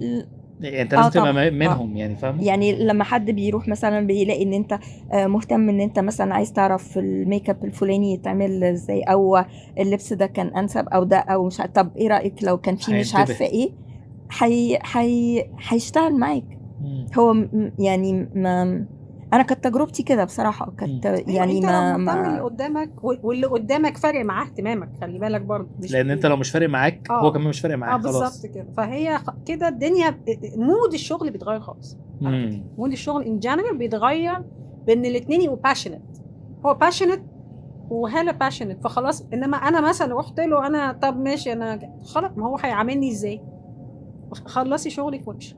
وقال مع هالة هيقضي وقت ممكن يتناقش في حاجة هي شايفاها ان هو شايفها باشنت وهو باشنت. انا ما ببقاش بصفة خاصة بعدل عليهم ولا حاجة. ببقى عايزة افهم ده اكتر او ده مش عارفة ايه. طب الشخصية دي ليه غيرنا لها اللبس ده دلوقتي؟ يعني مثلا انا كان من ضمن الحاجات اللي دايما يعني في حاجات معروفة مثلا ان مثلا البرانيت بتتلبس برا البيوت، محدش يقعد جوه بيت ولا بورنيطه ولا يسلم على حد بجوانتي مثلا. ده في زمن معين. يعني في حاجات ليها دعوه كده باتيكيت معروف. ملهاش علاقه بزمن. لا ملهاش علاقه. لا هي ده اتيكيت. لازم تقلع ما سلمش على حد وسلم جوانتي. طبعا. وما حدش يفضل قاعد كده في الصالون ولابس بورنيطه مثلا. برضه ده في المطلق. لا طبعا مش حاجه اسمها كده خالص. طب اصل بيجي لي ضيوف ببقى لابس كاب في البيت اهي. مستحمي يعني مش عارفه. لا يعني كاب عادي. يعني دي عندك في شمس في البيت عندكم، ده موضوع تاني. فكره مختلفه. بس هو يعني هو البروبر مش هبقى لابسه يعني بورنيطه بفوال وقاعده في غير مثلا ايوه ماشي، بس دي معلومات خارجيه فادتك جوه. غير لو انا مثلا في عزا في كنيسه مثلا تقدر تبقى قاعد لابس البورنيطه عشان الكنايس فيها ستات لازم تغطي شعرها. ففي حاجات في اتيكيت كده اساسي. ده طبعا تايه من الجنريشن الجديد. تقول للستايلست مثلا او ان يعني مثلا سوفيبا يعني ما ينفعش ده، ما غلط خلاص. ما يعني بس ما انما بعد يعني بقى اوكي احنا بنقول ان علشان هنعتبر انها لغة سينمائية وان احنا يعني في حاجات للترميز يعني هنستخدمها للترميز، ما هياش حقيقة يعني احيانا انما هي مش صحيحة. يعني انت ممكن تبقى كاستم ديزاينر تعمل ازياء حلو جدا، بس ما انتش عارف الحاجات دي كان بيتعمل بيها ايه. يعني انا عارف ان الستات كانت بتلبس برانيت معينه في عصر معين. ما هو ده عدم التعمق في الحكايه. أيوة بس مثلا بيقلعوها امتى ويلبسوها امتى مش عندي، ما عندهاش. يعني في حاجات قابلتني في خبراتي في الشغل مثلا او في الحياه كنت فاكر ان هي لا هي كده، وما غيرتش وجهه نظري شويه لحد ما اكتشفت ايه ده. كانت لازم تغير وجهه نظري، مش العكس بقى، مش ان انا عارف حاجه واللي قدامي هو اللي مش عارف، لا اللي قدامي عارف وانا اللي مش عارف. وشويه مع يعني ممكن اقول لك دلوقتي عشرات الحاجات اللي اتعلمتها في الشغل مثلا، او اكتشفت ان انا ما كنتش صح فيها او ما كنتش فاهمها عادي كويس. جدا على فكره. ده متهيألي الواحد يقدر يحسب بالعكس ايه الحاجة اللي طلع فضلت صح لسه فيها. اللي انا كنت يعني شايفة انها صح ولسه محتفظة بيها انها صح لغاية دلوقتي. انت قصدك ما عشان بقاش التطور؟ فاضل. اه لا بتعيد النظر طول الوقت وبتغير رأيك في الحاجات، وانا شخصيا بغير رأيي يعني بكتشف بس اللي ما إن- بقاش فاضل ده بالنسبه لك آه. ما بقاش بالنسبه للاصغر شويه، لان هو الجيل اختلف والتعليم اختلف والتربيه اختلفت، فممكن يبقوا شايفين حاجات صح انت بالنسبه لك شايفاها قمه في الغلط. مستحيل كنت اعمل كده وانا صغيره، مستحيل كنت اعمل كده وانا بشتغل. انتوا ازاي بتعملوا كده؟ بس انا بقى عندي مشاكل اكبر بصراحة، ايه؟ ان انا ما بقتش يعني بشوف بالظبط دلوقتي ان في حاجات صح قوي وحاجات غلط. مسألة دلوقتي بقت مش بالوضوح ده، يعني مش هيصه يعني؟ لا مش هيصة. باختلاط كتير إيه ما يعني ما وتداخل ثقافات كتير. طبعا تداخل ثقافات كتير، بس برضو مش هي الحكاية كده. يعني الفكرة ان في حاجات طبعا يعني جوهرية يعني انما مثلا المناسب او مش مناسب بنستخدمها اكتر، او بيستخدموها صح اصلح وغلط. او غير، ما هو صح وغلط غير مناسب وكل او موقف مش ممكن مناسب، يختلف. واصلح او غير اصلح، وبالنسبه له وبالنسبه لي، وفي الوقت ده وفي الوضع ده بقت محددات اكتر بكتير قوي. ما هو او ده يمكن لا، ما انت صح. بقى يعني مش مسألة اللين يعني، بس مسألة ان لا الحاجات الحقيقة لا مش مطلقة، الحقيقة ما بقتش مطلقة. انت صح، بس لو جيتي حسبتيها، هل هنقول في عدد معين من السنين في الاخر فلكسبيليتي زادت قوي فالمرونه زادت قوي فالدنيا بقت سايحه على بعضها، ولا الحاجات بقت شاربه اكتر فقلت اكتر فالناس بقت متزمته لرايها اكتر؟ يعني انا بشوف ان الحاجات ساحت على بعضها. انهي حاجات؟ كل حاجه، مبادئ، ثقافات، اخلاقيات، يعني عدي بقى من هنا للصبح، ذوق، حاجات في الاتيكات حتى. فالحاجات تاهت من بعضها، دخلت في بعضها، مفيش حاجه محدش تعمق، ما بقاش حد بقى يتعمق في الحاجه، فبقت بتاخد من على الوش، فبقت احيانا تبقى بالنسبه لي صح وبالنسبه اللي جنبي. حتى المصطلحات كترت. لا بس اللي انت بتقول عليه ده حاجة تانية. اللي ايه هو؟ بتقول عليه ده حاجة ليها دعوة بالتسطيح والتعمق. ما هو ده مؤثر على لا اللي انا بقول عليه بالعرض مش اشرحي لي اكتر، آه فهميني اكتر، لان انا حاسس ان ده هو اللي اثر على تعامل الناس مع الحاجه ومع الناس ومع الاله ومع البني ادمين مع الحيوان مع كل الحاجات مع الطبيعه. بقوا بيتعاملوا بطريقه ليها علاقه بانه هو مش فاهمها قوي، ففي مصطلح عجبه، ان انا مثلا مصطلح ان انا ده اكتئاب، انا عندي اكتئاب بقالي يومين، مفيش حد يجيلي اكتئاب يومين. ده فبقت ده بالنسبة لي يعني فاهم قصدي؟ انا انا اشوفه انا حسيت لا، انا حسيت انها بتتكلم عن تصنيف الحاجات وتقسيمها وطريقه التعامل لا معها. انا اشوف ده يعني اكتر ان هو تسطيح للامور. ايوه ده اللي قصدي عليه. لا انا قصدي حاجة تانية غير التسطيح. انا قصدي اكتر ايه، لا الحقيقة فعلا انا ببص عليها كده مش كده. فاهم قصدي؟ يعني تقبل الناس الحاجه يعني الحاجة الواحدة احنا بنشوفها كده من فوق، بس لو بصينا تحت السطح ممكن تبقى مختلفة، ولو بصينا في الطبقة اللي بعدها ممكن تبقى مختلفة ده قريب من اللي انا اكتر. بقوله يعني قصدي؟ بس لا ده انا بشكل افقي، انا بشكل رأسي. اللي انت بتقوله شوية انا فاهماه. لو انا فاهمة صح يعني اكتر ليه دعوة بالتسطيح الافقي، يعني ان انا باخد كل حاجة جري جري جري من فوق الوش كده، ما ببصش تحت ايه. يعني لو خدت المثال بتاعك بتاع الاكتئاب مثلا، ده مثال، انا ما تعبتش نفسي ان انا مش هقول طبعا ان انا هروح للدكتور، ده تعب كتير قوي. لا بقى اي انا ما حد يتضايق تعبتش شويه نفسي ان انا او افتح جوجل واشوف ايه وما اقصدش كده، اقصد اي حد بقى يتضايق شويه خلاص بقى اسمه اكتئاب يعني. وقيس على كده كذا حاجه.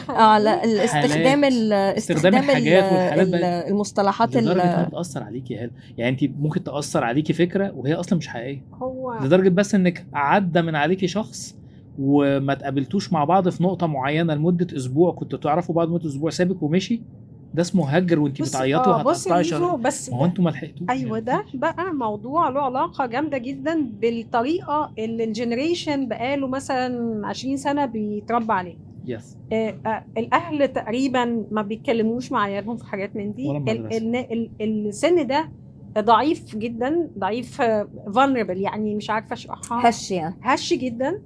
السوشيال ميديا مزوده الموضوع.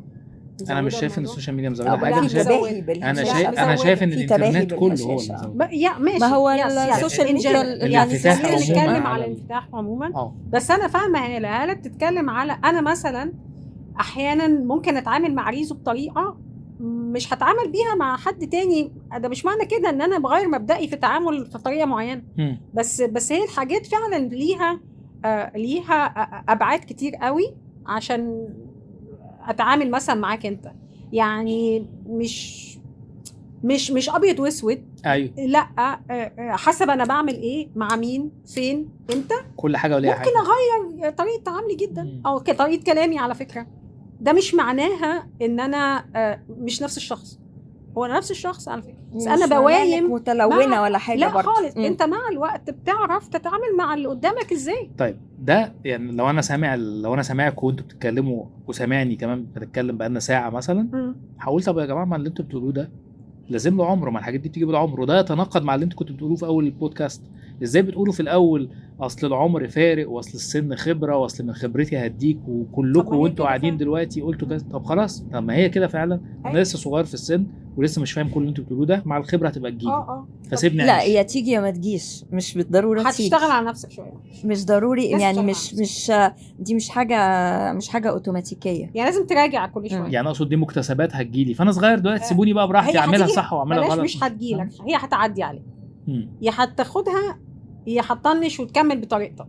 لو انت انسان ذكي وعارف هتاخد بقى ده، هتبدا تشوف ايه اللي من الخبره دي.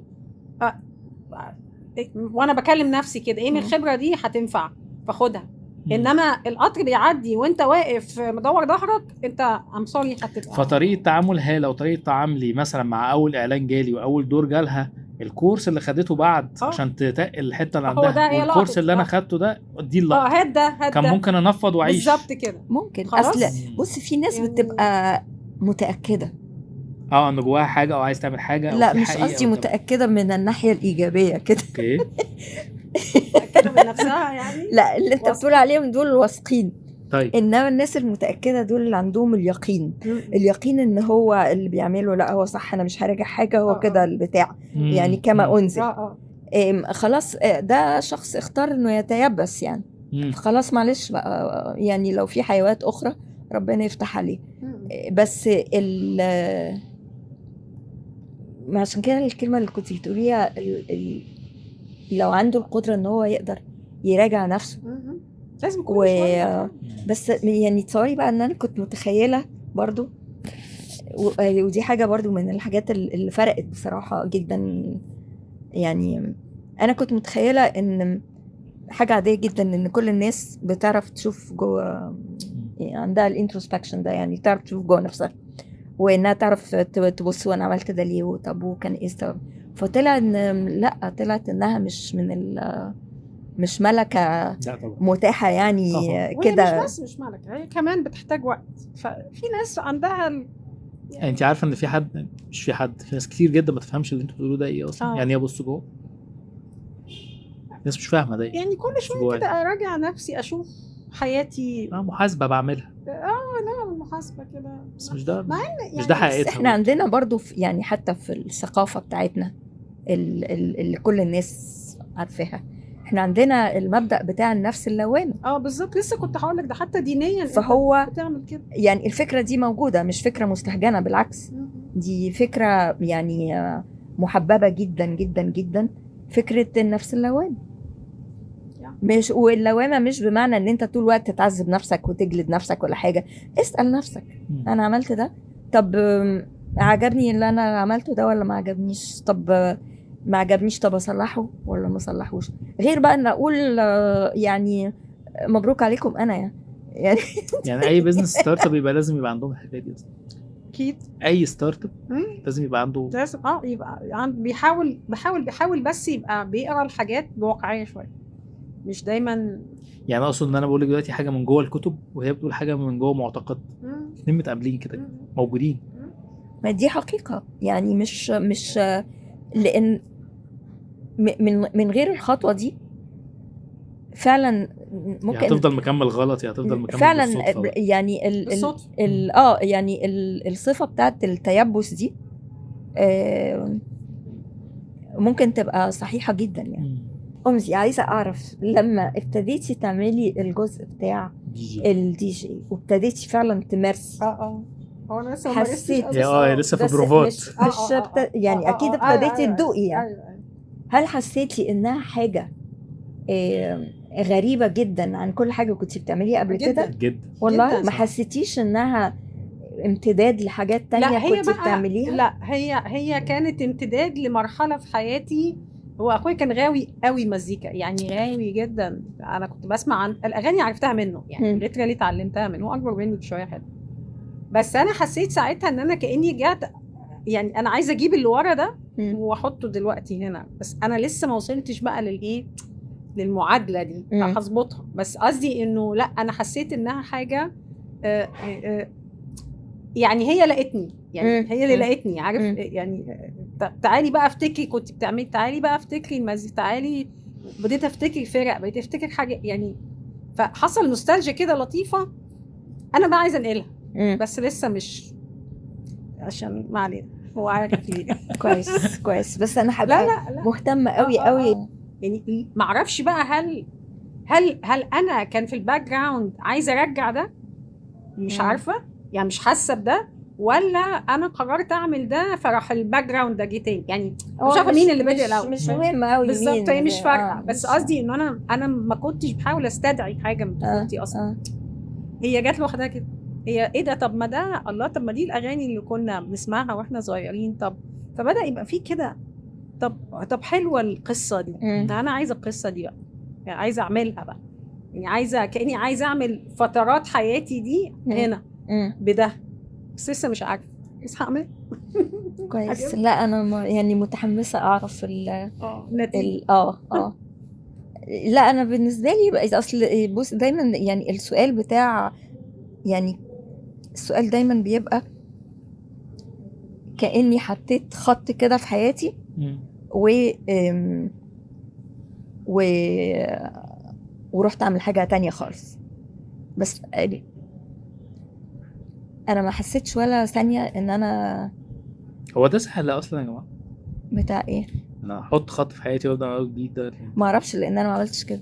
هو ما بيبقاش خط يا ريز، مش انا قاعده بقول لك انا مش عارفه ابطل، انا مش عارفه ابطل يعني، بتاخدني من اللي انا عايزاه وزجزاج كده. طب استني هقول لك، يعني هي لو اتحطت خط غالبا هتفشل، صح؟ اعتقد يعني هي لازم لازم يبقى في حته المرونه دي عشان ولازم تدخله في حياتك، يعني لازم يبدا يعمل كده. ايوه عارف يسيب ان كده يبدا. انا فضلت يعني اروح من حته لحته لحته لحته لحته، ما حسيتش ولا ثانيه. ايوه اصلا ما حسيتش ولا ثانيه ان في حاجه لا مفيش اتقطعت كده. مفيش، لا مفيش، ما ينفعش اصلا، ما ينفعش. بالرغم ان ده ما كانش توجه يعني. حتى لو هو صغير وعايز يعمل حاجه اكبر منه، او لو هو كبير عايز يعمل حاجه اصغر منه، ده معناه انه بيلغي جزء من حياته عشان يبدا حاجه جديده، وده مستحيل. يعني ايه كبير ويعمل حاجه اصغر يعني منه؟ ممكن هو يبقى صغير وبس عايز يعمل حاجه صغير في السن يعني، صغير في السن بس عايز يعمل حاجه، الحاجه دي ما بيعملهاش اللي في سنه، بيعملها اللي اكبر دايما من سنه. او هو كبير في سنه عايز يعمل حاجه في المتعارف عليه، مش اللي انا بقوله يعني، اقصد المتعارف عليه ان الدي جينج ده حاجه اصغر، التمثيل ده كان لازم تعمله وانت اصغر. لا ما تقولبنيش من فضلك. ايوه طب انت عارف ما تقولبنيش. ايوه هتقولبني هكسرها لك، ما تحطنيش في علبه، هكسرها لك. انا اعمل اي حاجه. السؤال بتاع العكس بقى، لو انا صغير وعايز اعمل ايه الحاجات بتاعت الناس الكبار اللي ممكن تبقى اكبر مني؟ ما والله بس ممكن يبدا حاجات كتير، ممكن يبدا الات مثلا، عزف الات موسيقيه مش في سنه، ما اعرفش ايه لا هي. اصل الالات الموسيقيه لازم نتعلم واحنا صغيرين لا خالص. يعني هقول لك بس ايه الحاجه اللي انا وانا صغيره ابقى عايزه اعمل حاجه ما بيعملوهاش غير الكبار؟ زي ايه مثلا؟ هقول لك، واحد نفسه يطلع طيار حربي، فيبدا يتفرج من وهو في سن صغير على كورسات لتعليم الطيران. دي مش في سنك يا ابني، العب دلوقتي مع الاطفال، لما تكبر شويه طفل يعني، مش مثلا او شاب وبيعمل، اقول لك ايه، انا مش حاضر في ذهني حاجه، بس حاجه شبه كده برضه، وهو شاب عايز ينتج افلام وهو عنده 18 سنه، فيقعد او ياخد يبقى مخرج وعنده 18 سنه مثلا، او فيقعد يتعلم حاجات اكبر، ما هي مش في سنه دلوقتي بس في 18 سنه ينفع بس برضه. ده هو حلم، لازم ده هو مش لازم مش بس هو مش برضو انا في رأيي هي مش نفس الحاجه. لازم تعدي عايز يدير خبرات. مصنع عايز وهو يبقى عنده 18 مدير، عايز يبقى مدير، مدير عايز يبقى مصنع، هو مش كده. ما هو انت من غير الخبرات بقى ده الموضوع ده. واحنا بنشوف بقى طبعا، يعني انا في شغلي طبعا قبل كده شفت الحكايه دي قبل كده كتير. مثلا بتدرب ناس وبعدين تيجي حد يجي يشتغل، بس ايه انا عايز اشتغل مدير. طب هتدير ايه؟ بتعرف ايه دي حاجه علشان اكبر من تدير؟ سنه. فبيفشل ويفشل الشغل اللي معاه ويفضل عاطل. يعني احنا عندنا هيراركي في الشغل، في شغلنا في هيراركي. انت بتيجي برضو بتتمرن شويه، بتكبر، بتمسك مساعد هنا الديكور، وبتمسك كذا حاجه عشان نشوف انت اشطر في ايه فيهم، وانت تبدا تكبر في حاجه معينه. مش هتمسك بروجكت اركيتكت من اول ما وتمسك تدخل. لا، ويبقى عندك تيم قد كده، وبعدين التيم بتاعك يكبر، وبعدين تبقى احيانا ماسك بيجي لك مشاريع ناس هو اكبر. حاسس انه جاي يبقى البريمير ديزاينر بتاع المشروع ده. يا ابني من ايه يا حبيبي؟ منين يا حبيبي؟ يا ده اجيب لك مفيش التزيير يا بابا. اللي انت اتعلمت في الكليه ده كله مش هيساعدك غير ان انت تعمل تريننج عندي، ما مش حاجه تانية ينفع تعملها. ايوه، هنا بقى هناخد فكره الزجزاج اللي انت قلتيها دي عشان يقعد يتوغل وينتشر لحد ما السن يبقى مناسب قدام البتاع، او الدماغ او الخبره تبقى مناسبه قدام الوظيفه او الحاجه اللي عايز يعملها، هنا يعرف يشتغل. والعكس، وهو كبير بيقعد يتوغل برضه عشان يعمل حاجه كان المفروض يعملها وهو اصغر. مش المفروض يعني، بس بيبقى في حاجات طبعا، يعني ممكن قوي يكون في حاجات فاتتنا احنا صغيرين ما لحقناش نعمل كلنا. بس يعني من بس مش ده الدافع اللي خلاك تمثلي مثلا. لا مش دايما بس يعني دلوقتي وانا بفتكر مثلا وانا في الكليه او بعد ما اتخرجت، فعلا احنا كان بيجي معايا ناس لا انا ما اعملش ده. وانا مش فاكره خالص ان انا رفضت كده، ان لا انا ما فيش شغلانه قلت لا مش هعملها. ده كان قصدي من شويه لما قلت لك تعملي اي حاجه يا ريزو. انا اي تجارب اصلا. انا نقلت امريكا، هم بيشتغلوا بالانشز واحنا بنشتغل بالسنتي. اول سؤال اتسالته يعني اللي هو طب احنا هنكسر الجاب دي ازاي؟ قلت له انا هكسرها في يوم، بس هكسرها. ادوني ليترالي يا هاله، انت ممكن تفهمي، اداني ارسم سور طوب. انت متخيله بترسمي مستطيل وبتقسميه طوب؟ لحد كان شغال في مصر بقاله مثلا 5-6 سنين برضو معماري يعني. خدته وعملته. لا ده انا اشتغلت راجل وهو بيقول لي هتعرفي تكتبي بلوك لاترز؟ احنا بنكتب بايدنا، بنكتب كله كابيتال لاترز كده. فقلت له لا الحقيقه الموضوع صعب عليا، انا ما اظنش. فقال لي طب خدي بقى، وراح مديني شيت والله العظيم فيها اي بي سي، يعني عشان اكتب زي الاطفال اكتبي ايه كابيتال بي. خدتها وعملتها ورجعت له، فراح باصص كده قال لي you're teasing me ها؟ قلت له يعني honestly مش يعني الدرجات دي يعني what is that؟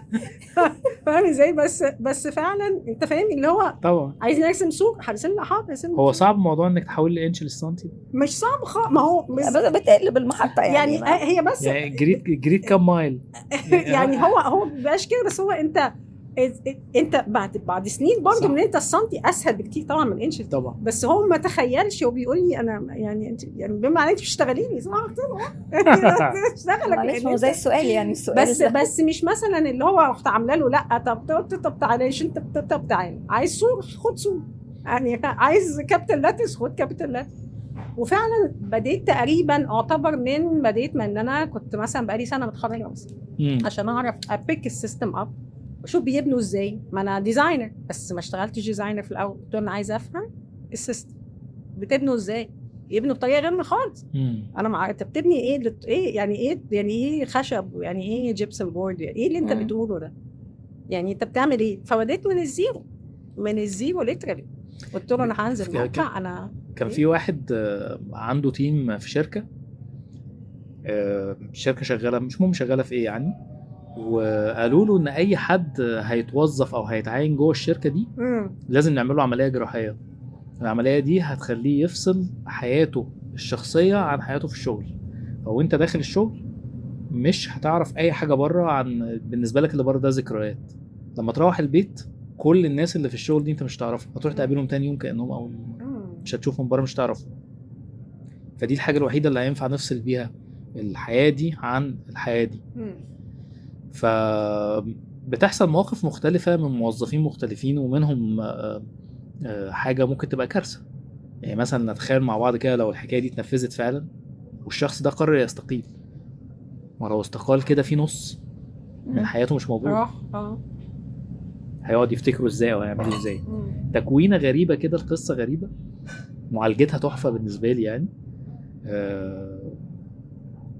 بتخليك اكتر تتعمق في حته بقى ان الانسان ده ممكن يبقى كل حياته هو الشغل بكل العلاقات اللي جوه الشغل، ولا كل حياته هو الحياه بره الشغل، بره الوظيفه، بره العمل، بكل الناس اللي جوه. ما ده بيت وده بيت، ودي طرق معيشه مع ناس، ودي طرق معيشه. هنا في حلول وهنا في حلول، هنا في ازمات وفي ازمات، كلها متداخله. بس في نفس الوقت انت لو استقلت من واحده فيهم انت هتعيش بنص حياه يعني، ولا هتعملها ازاي؟ ده مسلسل برشحه للناس النهارده، ممكن تتفرج عليه. اوكي. اسم المسلسل ده معاكي انت اللي هتقولي. انت قلت لي عليه وانا نسيته طبعا، هنطلعه دلوقتي نقوله للناس. ده مسلسل لطيف جدا، ممكن تتفرجوا عليه. وممكن تشوفيه انت كمان لو بتحب المسلسلات. سيفرنس. سيفرنس يس. مظبوط. عندنا بقى في اخر قعدتنا بنتفرج على فيديوهات، بنعمل حاجه اسمها فيديو رياكشن.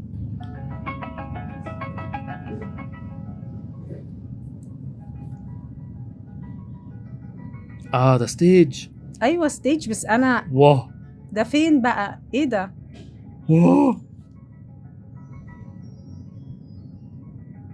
في حلو قبة؟ قوي. ده في القبه ده يا ريزو؟ معرفش ده في ده في سفير قبة. ولا فين. ده في سفير متهيألي صح؟ والله ما اعرف. ده رائع. ده مستحيل. هاتي تاني معلش.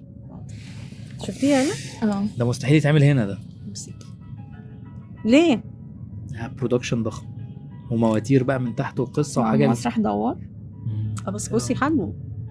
معرفش اذا كان عندنا حاجه كده هنا. ده سفير يا ريزو شكله، الناس قاعده هنا اهي. حلو قوي. والناس بتاع بتلف لاس كمان. فيجاس. تحفه تحفه تحفه. بصي ده يعني ده مش CGI؟ الاثنين بيلفوا على فكره. الجمهور يعني بيلف. استني، انا دوست غلط. الجمهور بيلف يعني هما بيدفوا يعني ده بيلف وده بيلف. ايوه. وانت ازاي تظبط السين بقى، المشهد اللي بيشوفوه الناس اللي بتلف في الحته يعني دي؟ انت عندك مشاهد كتيره كتير قوي جداً. اصلا. انا هركز مع مين ولا مين؟ انا هدور وانا تهيالي دي اكسبيرينس، ما هماش بيقدموا حاجه. انا متهيألي برضو يعني بس انا هدور وراهم. مش بيقدموا حاجه مترابطه، بيقدموا اكسبيرينس اكتر منها. بيلفوا. بص وهم كمان تحفه تحفه. معاكي ايه تاني؟ حلو قوي. معايا دي بقى الحاجات عارف بقى كان ايه اللي كنت احب قوي ان انا اشتغل فيه، ان انا ابقى من الناس اللي بتعمل ديكورات المسارح. انا كمان لسه كنت هقول انا نفسي هموت بجد. انا كنت اصلا عايزه ادخل فنون تطبيقيه برضو، بس ما سمحليش. هو عامه ده اصعب واحد في يعني سينما، دراما، مسرح. اصعب ديكور مسرح. خلاص انا كان نفسي جدا. يعني دي لو دي من الحاجات اللي انا كنت احب اعملها. كنت احب. يعني بس كنا بنعمل ساعات كده في المدرسه، بس أيوة. طبعا على قد المدرسه. أيوة. يعني انما الحاجات الاكبر ديت لا، كان من الحاجات اللي احب يعني قوي. معلش ما تزعلش مني، بس انا بتفرج على مسلسلات او افلام انا ببقى حاسه ممكن اعمل احسن من الموجود ده. حاسه اكيد. طب شوف انت واخدنا طبعا من أشكرك. المنطقه. شكرا. من المنطقه اللطيفه ونزلنا الشارع إيه ده؟ المصري دلوقتي صح؟ انا ما اعرفش ده ايه. طب استنى كده. عاش الستات. عاش عشان ست الكلاب مصريه يعني. على فكره انا بخافش من الكلاب. أنا بخاف عشان من ايه؟ الصرصار. عشان مش بتخاف من شفتي الكلاب. شفتي دخلة الكلاب الاولانيه دي تخد اي حد اهو. لا ليه؟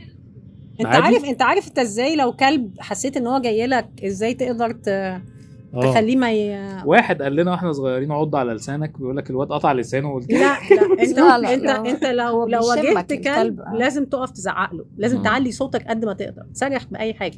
هو انا عارف الحل ايه، بس مش هقدر اقوله للناس عشان ممكن حد يتاذي يعني. بس هو الحل انك تقف. ما انت تقف ولو هو لو وقف في وجهك لازم تزعق له. عشان كده انا بخاف من الصرصار.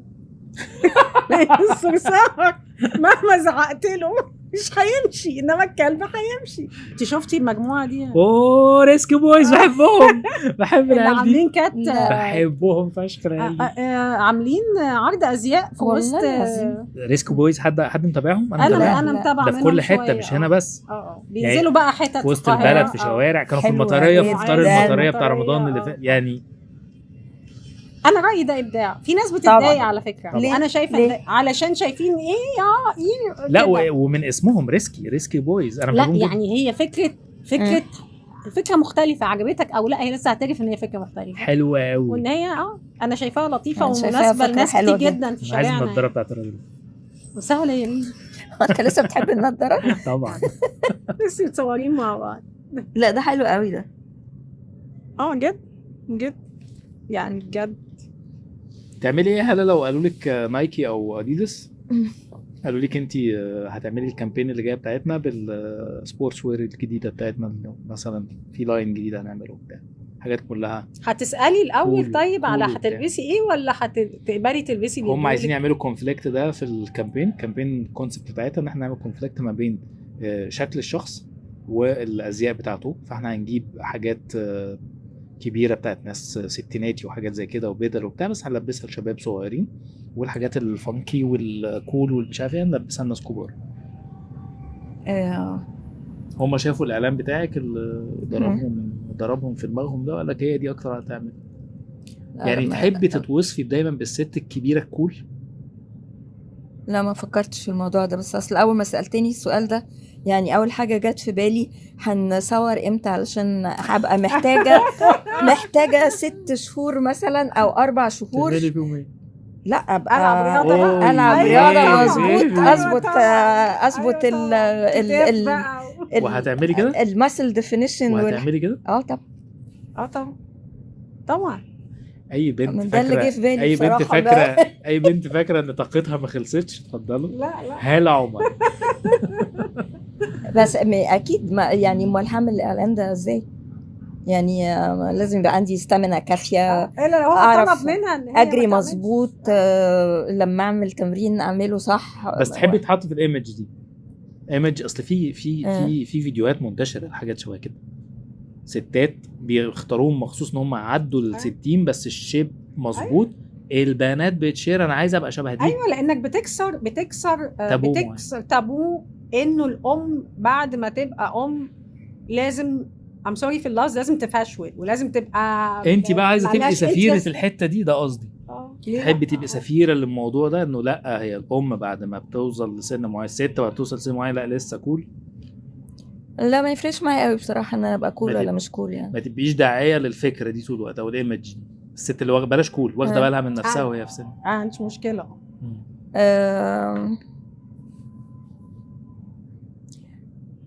لا انا احب ان كل واحد يبقى نفسه الحقيقه. ماشي اوكي. طب ماشي اوكي بس يعني انا احب كل واحد يبقى نفسه. هقول لك ليه. يعني برضو الفكره بتاعت ان لو انا هقول مثلا ان لا انا عايزه ان الست لما تكبر يبقى لازم يكون شكلها كده وتبقى شكلها معرفش عامل ازاي. ما انت برضو بتزيح كميه مهوله جدا طبعا. جدا من الستات وبتقول لهم برافو عليك. انتوا حياتكم ما تنفعش ومش حلوه. لا يعني انا بصراحه مع ان كل واحد يبقى عنده حريه الاختيار ان هو يعيش حياته بالطريقه اللي تريحه. ده حقيقي بس هو مش لازم. انت انا لما بقول لك انا يعني يعني I advocate ان الست لو عايزه تبقى كده انا بقول لها يس يو كان. انا مش بقول لها اعملي كده، بس انا بقول لها ان انت لو عايزه تقدري تبقي تبقي كده. تقدري تبقي كده. يعني ما فيش حاجه تمنعك من كده لو انت عايزه ده. لكن ان انت تحطني في قالب ان ما دام بقيت في السن ده لازم ابقى بلبس كده وامشي كده واطبخ كده ما تحطينيش في علب تاني. بالظبط. محدش بالظبط. يحط. ما تقلبنيش دي حاجه تانية. ايوه دي قولي دي مشكله كبيره. يعني ان ما هو يعني زي ما كنا بنتكلم يعني احنا اهو 3 انفار في يعني انتوا قد بعض وانا اكبر منكم. كل حد مننا ليه ام مختلفه وكلنا امهات.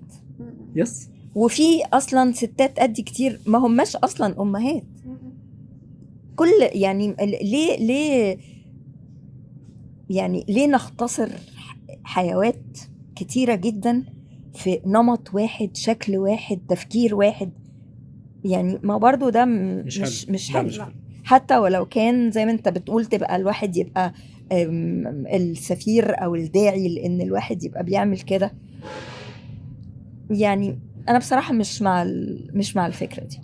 يعني لا انا احب كل واحد يبقى عايش الحياة المريحة بالنسبة له اللي يحب يعيشها، مش يعني لو عايز مش حد معين يعني. بس ما هو لان انا كده يعني برضو هنبقى عيلة. لا او هنبقى برضو دخلنا تاني في نفس القاعدة الصفرية، يا ده يا يا ده، ده يا ده. يا فردوس محمد يا ده حقيقي. يعني مين التاني مش عارفه يا زوزو محمد نبيل. ابو فردوس اي حد. فما هو انت كان عندك يعني زمان Yes. افلام زمان كان فردوس محمد والبديل المقابل بتاعها كان يا زوزو يا نبيل ميمي شكيب او زوزو نبيل مثلا. مش زوزو دول لا اللي- مش كيب مش مش كيب. كيب دول شوية. الستات المتأنتكات على طول ومش عارفه ايه. ولا وكان في هند رستم برضو سفيرة حاجة تانية. لا بس ده موضوع تاني، ده ده موضوع كبير. ده ده موضوع عظيم كبير، ها؟ يعني موضوع موضوع كبير. عظيم بصراحه.